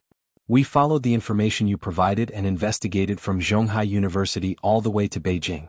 After 2 days of searching day and night, we still couldn't find any information about Qin Ruoying. Speaking of this, Feng Mintai deliberately paused and then bragged, "Originally, this project was at a dead end, but at such a critical moment, I had a flash of inspiration and thought of another entry point." Qin held the phone and waited for a while. Feng Mintai paused again. At this time, Qin's curiosity was completely aroused by him. Seeing that he wanted to keep him in suspense, he immediately couldn't help but scold him, "Cut the crap, get to the point." Yes, boss, you're right," Feng Mintai laughed a few times. After a light cough, he looked at the information in his hand and continued, "Since we can't find Qin Ruoying, why should we focus on her? Therefore, I changed my train of thought and shifted my focus away from Qin Ruoying and placed it on someone else." At this point, Qin seemed to have figured out what he found. Therefore, he couldn't wait to ask, "Did you find Aunt Zhang's information?" "Yes, Aunt Zhang is actually the most critical breakthrough of this project.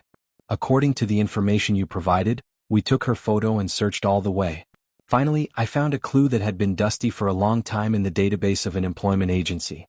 Hey, where did the information go? "Wait a minute, I'll find it for you."